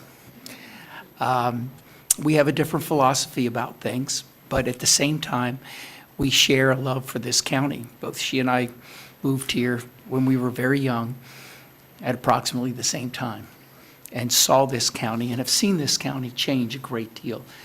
And both of us parallel courses on public service. I do remember even when I was an early city commissioner in Altamont Springs back in the late 70s, early 80s, that she was in and around Central Florida, advocating for various causes. And one of the things that I did see from the outside that I think many people don't realize, and when I came into this commission, recognized when I was a senator in 2004 and beyond through 2010, this county, I had a different relationship working from Tallahassee and working with the county commission. And when everyone was struggling through the difficult times of the Great Recession, I pointed out time and time again as to what my county, Seminole County, was doing right compared to the other counties, and how they were taking the difficult steps to ensure that the services would be provided, that the taxes would not have to be raised, that the citizens were protected and taken care of. And I don't think I've ever said this publicly, but for both she and Commissioner DeLore, as well as the others that were there then, took some very, very difficult steps. And, although, recently, whether it's on development or other things, she and I don't see eye to eye all the time.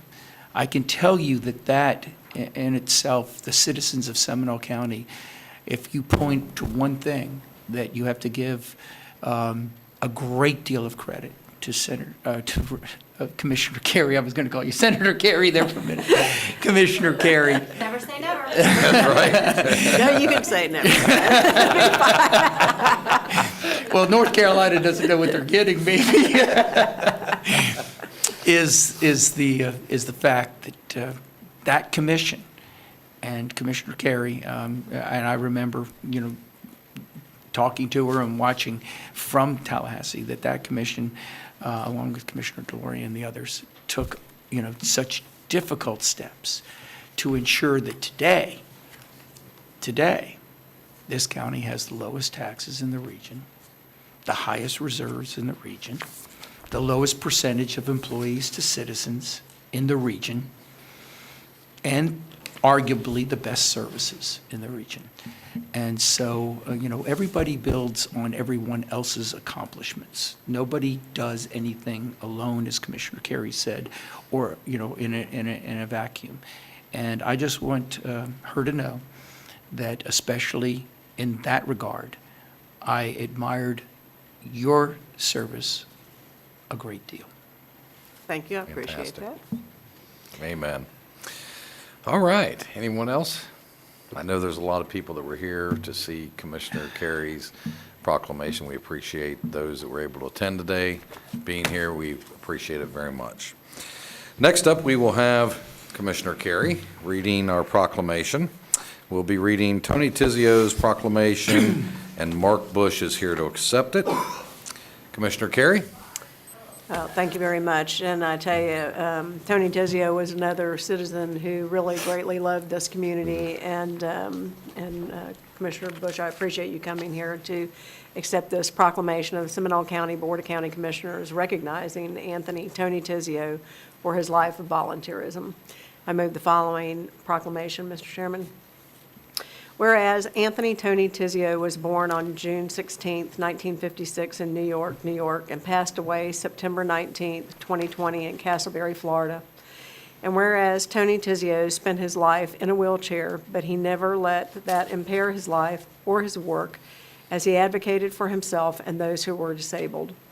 And whereas Tony Tizio fought for the physically disadvantaged through his participation and work on the following advisory boards: the State of Florida Independent Living Council, the Seminole County Disability Advisory Board, the Metroplan Orlando Transportation Disadvantage Local Coordinating Board, and the State of Florida Commission for Transportation Disadvantage, just to name a few.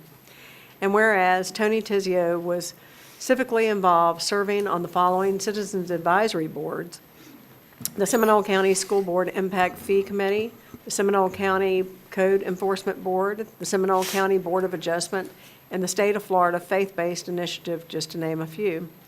And whereas Tony Tizio hosted, produced a TV show, Special People, from 1981 to 1987, he wrote a weekly column from 1997 to 2004 titled Special People, a community service column for the disadvantaged or disabled for the Seminole County Herald, and Oviedo Winter Springs Voice newspapers, and served as the CEO Minister of God's Eternal Miracles Ministry, Incorporated. And whereas Tony Tizio served his community in every aspect possible and will be greatly missed, but warmly remembered as a leader and innovator in Seminole County. Now therefore be it proclaimed that the Seminole County Board of County Commissioners does hereby posthumously recognize Tony Tizio for his service to the community and the residents of Seminole County, adopted this 10th day of November, 2020. Second. All in favor? Aye. Very good. If everybody will meet me down on the floor for pictures with Councilmember Bush. We appreciate you being here to accept this award today, sir.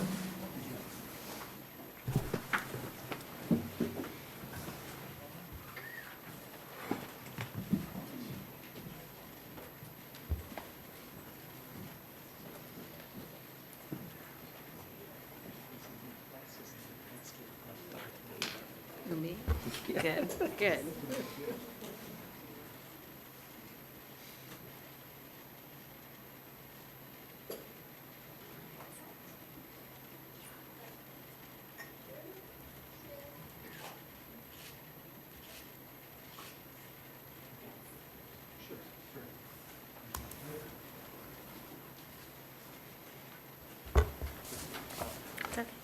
Thank you, everybody. Just want to say a couple things about Tony. First of all, thank you, Chairman Zimbauer, Commissioners, Commissioner Carey, congratulations. Job well done. City of Castleberry thanks you for everything that you've done for us. Thank you. And also Clerk Malloy, who also knew Tony very well. You know, Tony was born with cerebral palsy, and the one thing that he never let it do, he never let it get in his way. He did everything for the advancement of people that have disabilities, and he fought it until the end. In fact, weeks leading up to before his surgery and his death, he was talking about running for office again. This is who Tony was, a very special person. And even in death, he is still helping people in need. Some of the proceeds of his estate are going to, we have a park referendum we passed this year.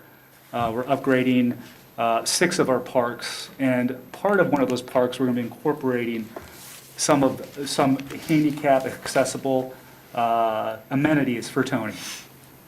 And Tony, you know, the one thing about Tony that everybody here can really relate with is that Tony was a people person. The one thing that he understood is that in this lifetime, it's about people. That's the one thing that we take with us. We don't take everything else that we have. We don't think the things that we have, the money that we've gained over the years, it's about people and relationships in the end.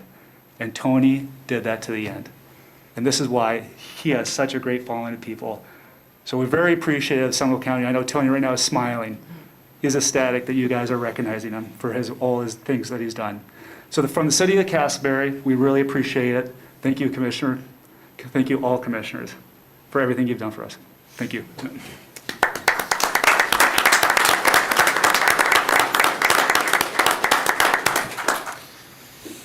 right, next up, we have Commissioner Delory is going to be reading the Sanford Regional Chamber of Commerce Centennial Resolution with Jeff Triplett, the president, which will be here to accept it. Thank you, Mr. Chairman. Resolution, Seminole County Board of County Commissioners Centennial Celebration 100th Anniversary for the Greater Sanford Regional Chamber of Commerce. Whereas 50 local business owners and members of the Sanford Board of Trade met to incorporate the Sanford Chamber on October 26, 1920. And whereas the Chamber enjoyed a pro-life growth in the 1920s, survived challenges confronting the business community nationwide during the Great Depression, engineered a strong recurrence during the World War II, and successfully established an invigorating local business climate for the next half-century, and whereas the Chamber has undergone name changes and style of leadership over the years, it has remained committed to its original purpose of providing higher quality of life for the area residents and a viable and prosperous business environment. And whereas the Chamber sponsors and hosts community events, including Business Connect, job fairs, business expos, Taste of Sanford, The Last Hurrah, Hobnob, Annual Gala, Business Trade Show, the State of the City, Lunch and Learn, education workshops, Marketing Power Hour Network mixers, and the Great Debate Series, and ribbon cuttings and groundbreaking ceremonies. Now for it be resolved that the Seminole County Board of County Commissioners wish to acknowledge the Greater Sanford Regional Chamber of Commerce for its 100th anniversary of incorporation and commend the Chamber for its continued efforts in building and promoting business throughout Seminole County, Volusia, and Orange. Therefore, be resolved that this resolution be spread upon the official minutes of the Clerk of Courts here in Seminole County and presented to the representatives of Chamber with congratulations and best wishes, adopted this 10th day of November, AD 2020. Second. Motion and second, all in favor? Aye. Aye. All right. Congratulations. Mr. Triplett is in the audience. If you'd be so kind to come down and receive the proclamation, sir. If everybody would join us for pictures on the floor.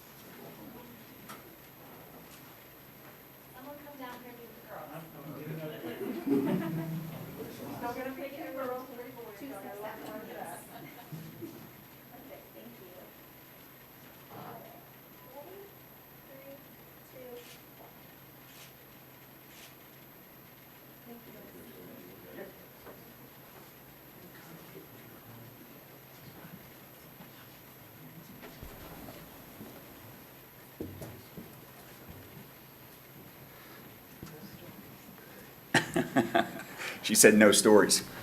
Real quick, I know I'm the last one before we go to lunch break, and you got some stuff to do with Commissioner Carey. Congratulations on your retirement. And a lot of people don't know, but Brenda and I have a long sordid history together. Like she said, no stories. I just want to say thank you for the partnership, both when I was mayor for the city of Sanford, but also with the Chamber of Commerce. This is probably one of the best economic development commissions that are in Central Florida, let alone the state of Florida. So we greatly appreciate the being able to work together with you and look forward to working together in the future. So thank you very much for this. We have moved the award ceremony, the centennial ceremony 5 times, I think, because of COVID. So I like to say that it's the 100-year centennial anniversary. It's actually the 100-year flood is what it seems like in 2020. So we've moved it to January 28th, and each of you will be receiving an invite soon. All things considered, hopefully we'll have it on the 28th. Right. So we call it the 100-year .1 month. So thank you very much. Have a great day. Thank you. Thank you.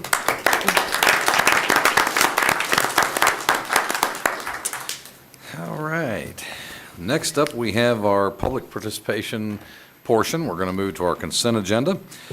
Pursuant to Florida law, the public has a right to be heard on all propositions except when the Board of County Commissioners is acting on ministerial or emergency matters or conducting a meeting exempt from Section 286.011 Florida statutes.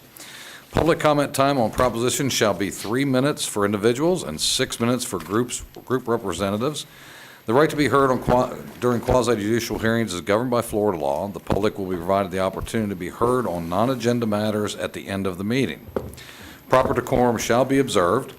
If members of the public would like to make a comment or are attending the meeting in person, you'll be called on first. If using a computer, iPad, or other electronic devices, click on the raise hand feature and you will be called on next. Lastly, if you've called in on a telephone, you can raise your hand by pressing *9. You'll be called on in the order you have raised your hand. That said, do we have anyone in the public that wishes to make a comment on items 6 through 44? I have one individual that is currently present. Clint, if you would be kind enough to have any of those that may be on the line staged up, ready to go. We will start with Mr. Joseph Humphreys. If you would come down to the podium, sir.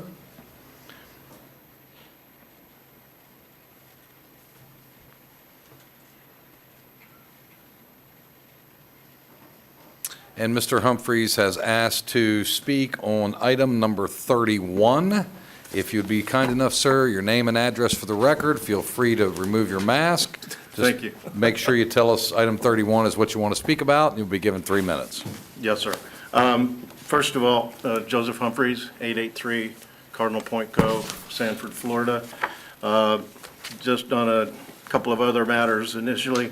I'm speaking on behalf, by the way, of the Cardinal Point Homeowners Association, of which I'm the vice president of. I want to congratulate Commissioner Carey for a long, storied career in the county. We haven't always agreed on some issues, but I know that at the end of the day, she's always tried to do what was in the best interest in the county. So I wish her well in the days ahead. Thank you. I also wanted to thank the county for recognizing the veterans. I think they are a major component of our community, and I'm glad to see the recognition of those who work for the county that are former veterans. So I appreciate Commissioner Carey's efforts on that behalf. I also want to commend the entire commission and staff for the challenges that you're dealing with as far as COVID is concerned. Commissioner Lockhart's comments about trying to get a kind of a date certain as far as how do we deal with this stuff is certainly admirable, but I think we all recognize the fact that regardless of where you stand on the position, these are challenging times for everybody. And I would hope that all of the citizens of Seminole County would listen in and participate in the conversations that you and staff had this morning to really appreciate the challenge that you and staff are trying to deal with at this point. And again, as others have said, I think this county has done as excellent of a job trying to thread the needle on that whole situation as possibly can be done.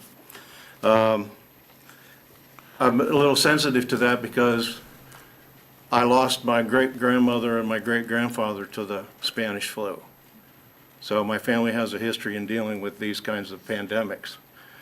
My grandfather, who was in the United States Army at the time, was diagnosed with the Spanish flu, and in its infinite wisdom, the United States Army mustered him out because they didn't want to have to deal with him if he died on their watch. So, needless to say, it's an area of interest to my family. That said, item number 31 is of concern. I deal with the conservation area in my subdivision. I've had lengthy conversations with SwiftMud in dealing with all of those things. We only found out about that agenda item late yesterday afternoon. I can tell you, as a member of Friends of the Wekiva, 1,000 Friends of Florida, there's a lot of people that are concerned about that particular agenda item. We feel that it should be a topic of public consideration. given the fact that the county is going through a revision of its codes. I'm all for making things more efficient. However, I think there are some things like this that have a potential impact on the health of the community, as we've all discussed here today, is important. So I would ask you to bring that item to the code revision hearings so that it'll be included in that whole conversation. So, like I said, I would like to see that brought up for public hearings. Thank you. Thank you, Mr. Humphreys. We appreciate it very much. Mr. Chairman, Yes, if I Ms. could Carey. if we could just ask Ms. Guillet maybe to speak about item 31, because I had asked about that item as well, why it is coming forward now, and maybe shed some light. Yes, on- I was going to actually request it be pulled for in-depth conversation. Oh, okay. I've already had conversation, but I think for public purpose, I was going to That's ask fine, it I to be just- pulled. Commissioner Lockhart? Mr. Chairman, there are members here from the public who I have identified out in the audience, who may be here for items 7 and 8, and I don't know if they knew that they would need to address the board or somehow be recognized. We may want to go ahead and pull those for separate recognition. Okay. So just to be clear, if you're here to speak on any of the items on the agenda, please make sure you fill out a speaker form. And if you would, get them to the clerk up here as soon as you possibly can. So items 7 and 8, just for the benefit of the public, is the 100-year anniversary of the Midway Canaan City in Seminole County and the recognition of Native American Awareness Week in Seminole County. And I know that there are members of the Midway community here, as well as members of the Daughters of the American Revolution who are sponsoring Native American Week. Correct. Okay. Clint, is there anyone on the line that wishes to address items 6 through 44? Yes, sir. Okay, if you'd bring them in, please.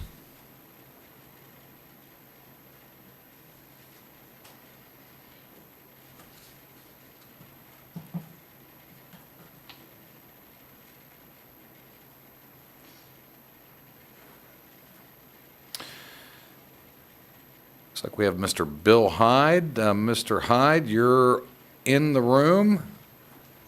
Good morning, sir. If you would announce your name and address for the record, and then you can proceed and let us know what item you're speaking on. My name is Bill Hyde, Hyde, from 2379 Audley Street, in Oviedo. I'd like to address item 23. I'll try to make it really quick. The reason this really popped up to me was I started reading about neighborhoods being targets for attainable housing. My neighborhood's been a target for affordable housing, and when you dropped 96 apartments in the middle of our single-family areas, that it's bothersome when you start calling neighborhoods targets. The other thing that bothered me is there's a line in there that says you're going to educate us to combat NIMBYs. Well, we all know what NIMBYs are, what it stands for, but I want to know what they are. Are my neighbors NIMBYs because we oppose those apartments being constructed in our single families? Or is the community that is trying to shut down the rest stop on I-4 there in Longwood, is that a NIMBY? I'd kind of like to hear what the definition of a NIMBY is and why are we going to combat these people? These people are just us because we want to preserve our neighborhoods the way they are. That's all. The last thing I'd like to raise concern about is you're going to have a purchase assistant program that gives priority to county and school and board employees. Well, how about the folks that work at Publix and Target and small businesses around? The average salary of a county employee, I bet, is a whole lot higher than those folks. So if we're going to target anybody for purchase assistance, I think it should be the folks at the lower end of the income scale. That's all I got. Thanks for listening. We'll see you next week, actually. Thank you, Mr. Hyde, and be well. Okay, Clint, do we have any others who wish to speak on items 6 through 44? Yes, sir. Okay, if you would bring the next person in, please.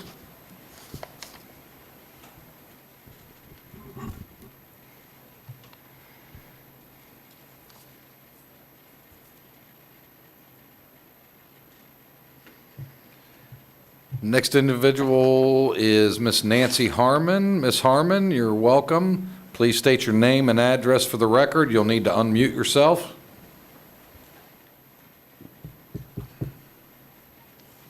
Okay, Nancy Harmon, 752 Pioneer Way, Geneva. Miss Harmon? Can you hear me?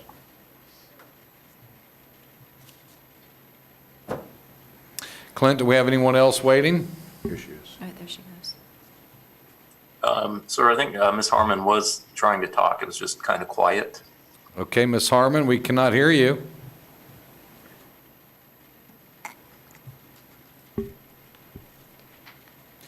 Clint, I'm not sure what may be happening there. She shows not to be muted on my screen.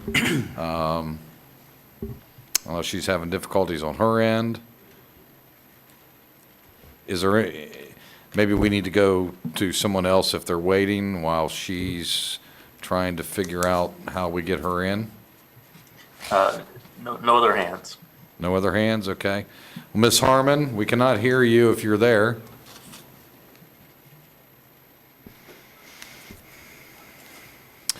Okay, anyone else, Clint? No, sir. All right, thank you very much. Anyone else here in the audience that desires to speak on agenda items 6 through 44? That being said, I'll move to board action. I have several I want to pull. I want to pull 7, 8, and 31 for separate discussion. 8 and 31. Okay. Mr. Chairman, Commissioner Delory? can we pull, you said 31. Can we pull 40 as well? 40 for Delory. I'd like to discuss 30. Okay, Commissioner Lockhart on 30. Let's just put them all out there.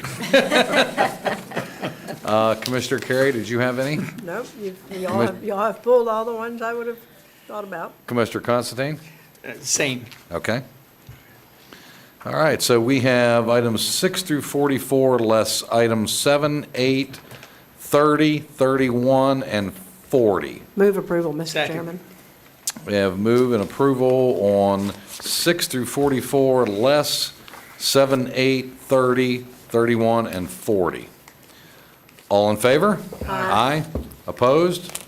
Seeing none, pass unanimous.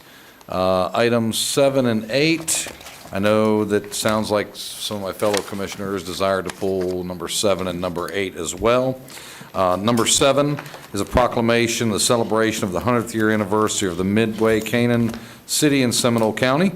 I think this is a fantastic proclamation to recognize this, very important aspect of our community. I'm glad that there are some individuals here.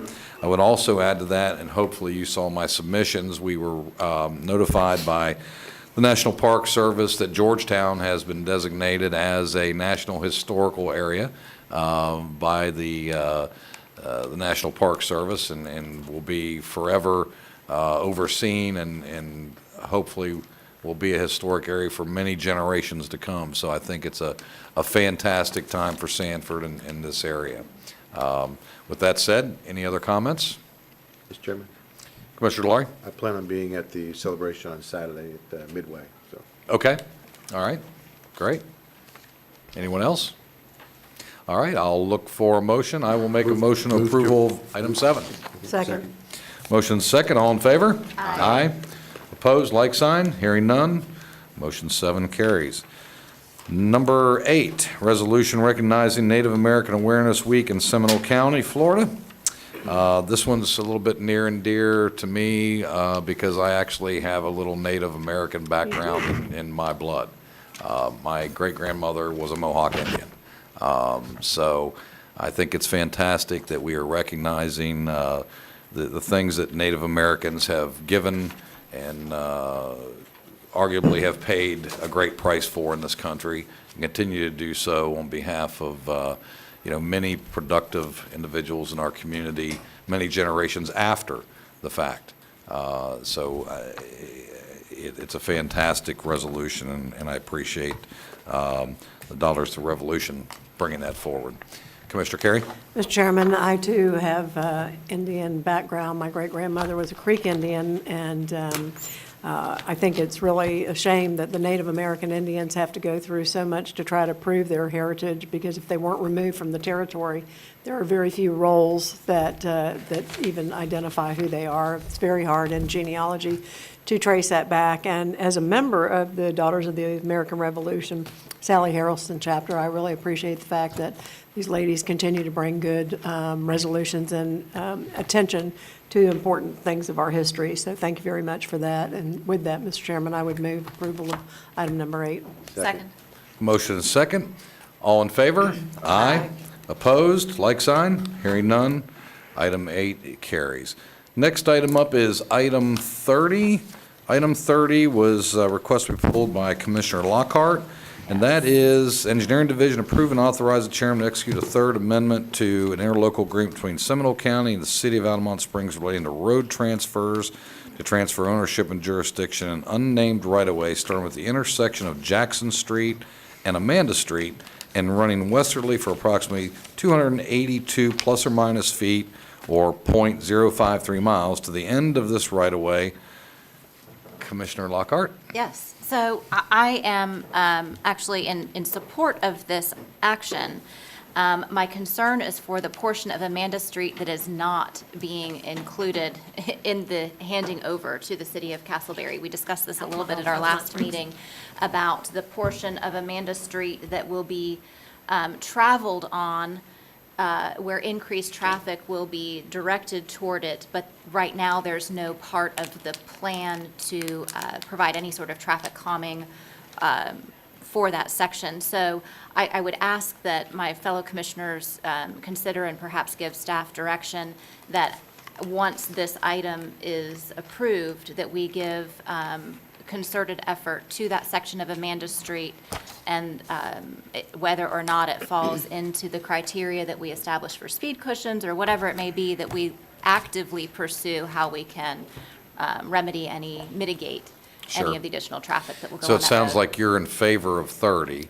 Yes, I started out by saying I'm in favor in 30, but I'm making eye contact with John Dredge. So I guess, and so am I, and I would support that. So maybe the motion would be to approve 30 and whatever your desires or concerns are, and I could support that as well. Okay. Mr. Commissioner Chairman, Carey? just a suggestion. I mean, many times we have cities that own a portion of the road, and then the county owns a portion. And if they're going to be doing some improvements to a portion of Amanda, maybe the direction is that they work closely with the city of Altamont, and that the county-owned portion of Amanda also be mirrored for whatever gets done out there, so it's, So it looks continuity. cohesive. Yeah, and it looks cohesive, so that Sure. may be the good direction. Absolutely. No, I'm great with that. If the district commissioner would like to make a motion, putting those aspects Yep. into I place, just I wanted can to make support sure there that. was consensus in that direction before I bothered to No, go I in think, that way. All right. So absolutely. I'd like to make a motion to approve agenda item 30 as presented, with staff working with the city of Sanford to make sure that the remainder of Amanda Altamont. Street. Altamont. Did I say Sanford? Yes. That's because we had triplet here this morning. I'm so sorry. That we work with the city of Altamont to make sure that the remainder of Amanda Street have traffic calming and amenities that would be commensurate with what happens at the west end of Amanda Street. Second. Let's say you're trying to grow your district all the way to Sanford. Come on. If Sanford wants to be involved, that's okay, too. I got a little part of Sanford And she actually lives in already. Sanford. Yeah, I am. I'm a Sanford girl. Was that a second? Okay. Yeah, I second All it. right. The motion and a second. Any further discussion? All those in favor? Aye. Aye. Opposed, like sign. Hearing none, carries unanimous. Item 31 was another one that I wanted pulled, and really what I want there is, I've had several inquiries about this, and I think staff probably knows by now how concerned I am about easements and right-of-ways and all those types of things, because I'm always asking and inquiring and saying certain things we should and shouldn't do. I'd like to hear staff give us a quick presentation for the benefit of the public as to what this really is about, so those in the public can understand what we're actually considering taking action on here. I will take a shot at that. And feel free to remove your mask so we can hear you. I'm gonna, if you don't, I'll be as articulate as I can, but Okay. I wanna, try to be respectful of Bryant and others down here. Bill White is here too, and I'll ask Bill to back me up if I get astray from what we're trying to do here. We have a provision in the administrative code right now that addresses conservation easements, and basically what it says is you can never, ever, ever remove a conservation easement, which generally is, I think, everybody's consensus with respect to conservation easements. The only exception under the existing code is if it was erroneously applied to begin with, and you've seen one or two of those come through. This doesn't come up very often. We've had a couple in the 10 years that I've been here that I'm aware of. What this revision proposes to do, we're different than the Water Management District or FDEP because they do allow revisions to conservation easements under certain circumstances. And what we've tried to do is mirror those same circumstances. If somebody were interested for whatever reason to remove a conservation easement, they would have to replace that easement through the purchase of mitigation credits or other comparable mitigation lands. That process would require application to the county. Class 1 wetlands, which are the most sensitive wetlands, are not eligible for that process. They would apply to the county. There would be a review. They would have to submit sufficient documentation demonstrating their proposed mitigation. And then that application would be subject to a public hearing before the Board of County Commissioners. It would be advertised, so it wouldn't be something that would be approved on a staff level. There are a number of hoops that whoever it is would have to jump through, the applicant would have to jump through to get to the board. And then, of course, a public hearing. Additionally, this would only address conservation easements to the benefit of the county. It does not address, oftentimes there are multiple layers of conservation easements. They're to the benefit of the county, but there's also one to the benefit of the Water Management District or DEP or some other entity. This only addresses anything that's to the benefit of the county. It is unusual for us to have a circumstance where you can never, ever, ever change something. And so this attempted to provide some sort of outlet. Sometimes wetlands change over time, and they're not even of any value anymore. And so in those circumstances, it may be better to release it and to have some other mitigation. But it is not a circumstance that has come up very often, but it has come up, and we wanted to present an option to the board that would allow you to have some sort of opportunity for folks to have a similar avenue that they might have with the Water Management District or with FDEP.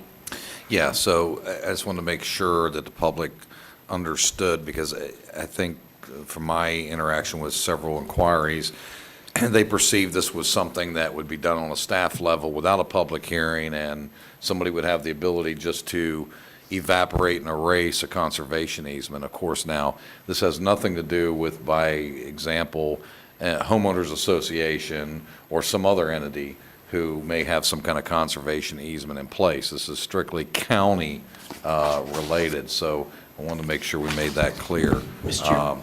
Commissioner Yeah. Constantine? And if you can give me just a little latitude, I just want to ask a couple of questions. Sure, absolutely, please. Because, this was brought up by us a little while ago, seeing an opportunity to improve some environmental and conservation easements. One of the things in your explanation, which I thought was great, but you did not, this is just for Class 2 and 3. This is not Class 1. And 2 and 3 are both, 3 is an isolated wetland under 5 acres. And 3 is an isolated wetland that it has some sort of connection through a stormwater pipe or something to somewhere else. And the only intent here is not and I get the concern of some citizens, because I've gotten a lot of very good friends that have contacted me recently about this. And the intent is not doing it at the county staff level, has to come to us, and that it would improve our opportunity to get better environmental conservation easements. So if there's a piece of property isolated, is not really valuable from an environmental standpoint, there would be a study from a third party, from what I understand, there has to be an environmental study on the property to show that the property that is being offered is more valuable. The staff would have presentation, or the staff would have the ability to evaluate it. Then it comes to the commission. The commission itself would have to make a decision at a public hearing. But again, I think people, because of some of the concern about various transfers of property recently, they see this as that potential, and this is far from that. This is the opportunity to get a benefit from everything I understand, excuse me, of an environmental opportunity where there's an isolated easement that's really not of any, has changed, as you said, or really doesn't have a lot of environmental application, and someone can come in and say, we will offer this property, has to be of higher value from an environmental standpoint. And in that case, I see that as a positive for the citizens and for the environment. And there are some areas where wetlands wouldn't even be eligible for this. The Yeah. Lehigh River Protection Area, we have a prohibition on impact to wetlands. So that is specifically identified as an area that would not be eligible for this process. Mr. Chairman? Commissioner Laurie. Thank you, Mr. Chairman. I see this, there is some vagueness because it's all subjective to, do we see there's more value? We need to be very clearly what that value is. We don't say that just yet. I can also tell you that when I speak to residents, they buy homes or property because there is conservation area. They want to be backed up to a conservation area because they know in our present codes it won't change. And so by doing this, you could potentially have a conservation area that's bought a home right next to, and then 2 years later, that conservation area, there's a better deal on the table, now that conservation area is getting developed. I see this as a slippery slope, and I really would like to see more information if we're going to move forward. Commissioner Lockhart. So one of my concerns, I love the idea that this would be an overall general benefit to the county, trading lesser for greater or worse for better. But on page 528 of the agenda, letter C, there's an opportunity that the applicant has to compensate either with the purchase of the required amount of environmental lands acceptable to the county with the appropriate wetland enhancements, or they can purchase mitigation credits from a mitigation bank. To the best of my knowledge, we don't have any mitigation banks in Seminole County. So if we're going to give that as an option to purchase credits from a bank, that certainly doesn't help Seminole County. There's a debate in my mind we could have about whether or not mitigation banks really are helpful in general. But if this is for the purpose, unless someone has some other information they can share with me and educate me differently, if this is for the purpose of helping us to improve a situation for our residents specifically, I don't know that the mitigation banking credits help us. And I'm genuinely throwing that out there for discussion. Well, mitigation banks traditionally are regional, so Right. you can buy them Osceola, Orange County, Right. maybe even Volusia. Right. So if there aren't, Well, it has to be in the same basin. Right, You can't- exactly. You can't buy mitigation credits be in in the same Osceola basin. County if it's outside the basin. It has to be in the same basin. There could be a circumstance where it could be beneficial, because sometimes, and I can't give you a specific one because I don't know all the technical elements of all the mitigation banks, but in concept, you could have a mitigation bank outside of Seminole County that benefits Seminole County because it's part of a larger watershed or part of the basement, and there's some sort of filtering or something that gets into our water system, and so it is a benefit downstream, upstream, to Seminole County. We could clarify that, and your point is well taken, that we could clarify that to say it has to be, if it's out of the county, there has to be a demonstrated benefit to Seminole County. And someday somebody might start a mitigation bank here too. do we have any staff here who work in that realm that could speak to that specifically? Is there anyone here? I don't think there's any mitigation banking, land banked in Seminole County, but there are certainly some around us that is impacted by that's in our basin. The closest is in the Wekiva Basin. up there, just above us in Lake County. Yeah. Okay. And there's some- Oviedo right now. There's There's some what? actually, They're establishing one in Oviedo right now. Oh, okay. Well, yeah, and there's but, some, I mean, if you think about everything that drains into Lake Jessup, I mean, even, the very southern side of Orange County and a little tip of Osceola comes eventually into Lake Jessup. So it sounds to me like, Mr. Chairman, that this needs a little bit more work before the board would be interested in taking action on it, is what it sounds like to me. So maybe a continuance to the next meeting. I think everybody agrees and has agreed that this is a good idea. absolutely. I didn't agree. I'm sorry, I thought you did before, but okay, I'm talking about earlier when we discussed this. Well- I thought this was a very, Well, The fact that it has to come back to the county Right. commission and have a Right. public hearing and a vote gives Exactly. me a lot of confidence. But I think that That's there are right. some things that are lacking in here that need to be clarified. And that's what I'm saying, Like yeah. values and That's what I was mitigation trying to things and finish. that. I was just going to say, I think that makes sense, if that has a concern, if there's some things that we can kind of clear up so that people understand. But I think that Yeah. the basic premise is, as Commissioner Zimbauer said, makes a lot of, and I said, and I think it makes a lot of sense if we can improve the environment. Mr. Yeah, I Chairman, mean- I move continuing this to the December meeting. Second. Second. All in favor? Aye. Opposed? Like sign? Hearing none. 31 is to continue.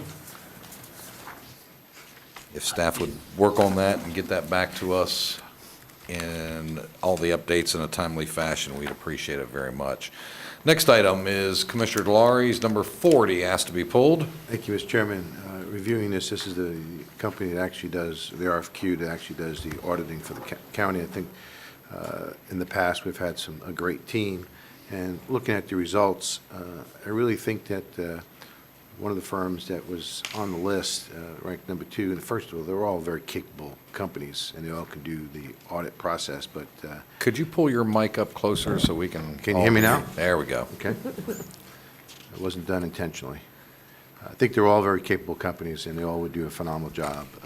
The way they're ranked right now, I believe that during the process, the firm MSL was under the, doing an audit for the tax collector, and I think that could have potentially been a hindrance. But I also think that they have a lot of institutional knowledge that is very valuable to the county, and I would hate to see that go by.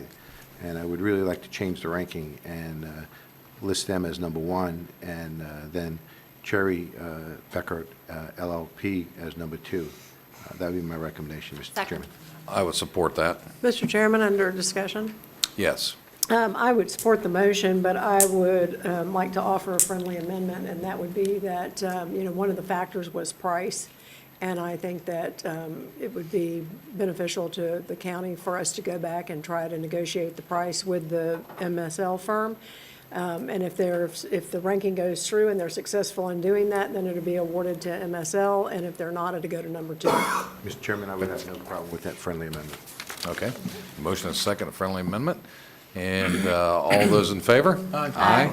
Opposed, like sign? Seeing none. So item 40, staff, you have direction on that? Sir. Thank you all very much. All right, next up is the constitutional officers consent agenda. Mr. Chairman, move the clerk's office items. Second. Motion and a second, all in favor? Aye. Aye. Opposed, like sign? Hearing none. We'll move to item number 46, which is the county manager and staff briefings. John Dredge will be providing a status update on the countywide drainage basin. If you would be so kind, sir. Actually, Chairman, I think that Corey from Jacobs is going to actually be doing, Corey Hooper's going to be doing that update. And as he's walking up there, I'll give you a little background on why we're doing this today. A couple of meetings ago, we presented the Lake Harney Drainage Basin Study to you and said, hey, here we have $4 million worth of potential improvements. And the discussion I'll tell you what we're going to do. Let me interrupt you, Sure. Ms. Kieh. I think we're running up against a hard bump. We've got some things we've got to deal with at lunch. Would it be okay if you all would be prepared to do this right at 1:30? Yeah, we can. Well, How- Mr. Chairman, could I just ask one thing? Sure. I noticed that we have people in the audience interested in the Midway basin study, which is the next item. Right. So if that's only a 10-minute presentation, maybe we Correct. could take that up beforehand? I think that's what he's. That's what I'm trying to. Oh, okay. Yeah, yeah. Okay. I'm trying I just to didn't want move somebody this that's been one. sitting here all morning to Yep, have. yep. We'd appreciate that very much. Be ready to go at 1:30. We also have our financial advisor, which will not be in the morning, which will be here in the afternoon because of difficulties getting in this morning. So we'll move 46 to this afternoon. We will move number 47, which is the Midway Basin Study Project. If you all would be so kind to come up and give us that real quickly.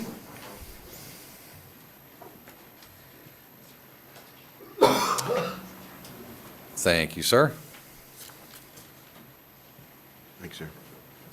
Mr. Chairman, if I may.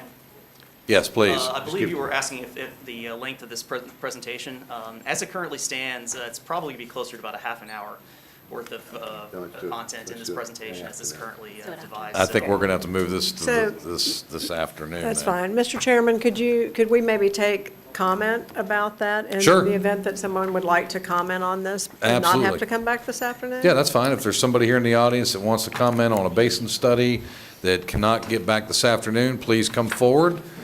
State your name and address for the record, and we will give you the 3 minutes that you're allotted. Good morning. Welcome, sir. How are you today? Good. Emery Green Yes, sir. Jr. With the Midway Coalition, address 2240 Church Street, Sanford, Florida. The Chairman Zimbauer, Commissioners, Mr. Malloy, Clerk Malloy, and congratulations on your retirement, Commissioner Carey. We are very familiar with the presentation, and I probably will be here to represent the community at 1:30. So we have a few that were here a little earlier, but I will be back and also bring a few questions and comments on their behalf at that time. Okay. All right. Thank you, All right, Mr. great. Green. Thank you. We'll see you after lunch. Anyone else here that would desire to weigh in on the basin study, item number 47? Seeing none, we'll stand adjourned till 1:30.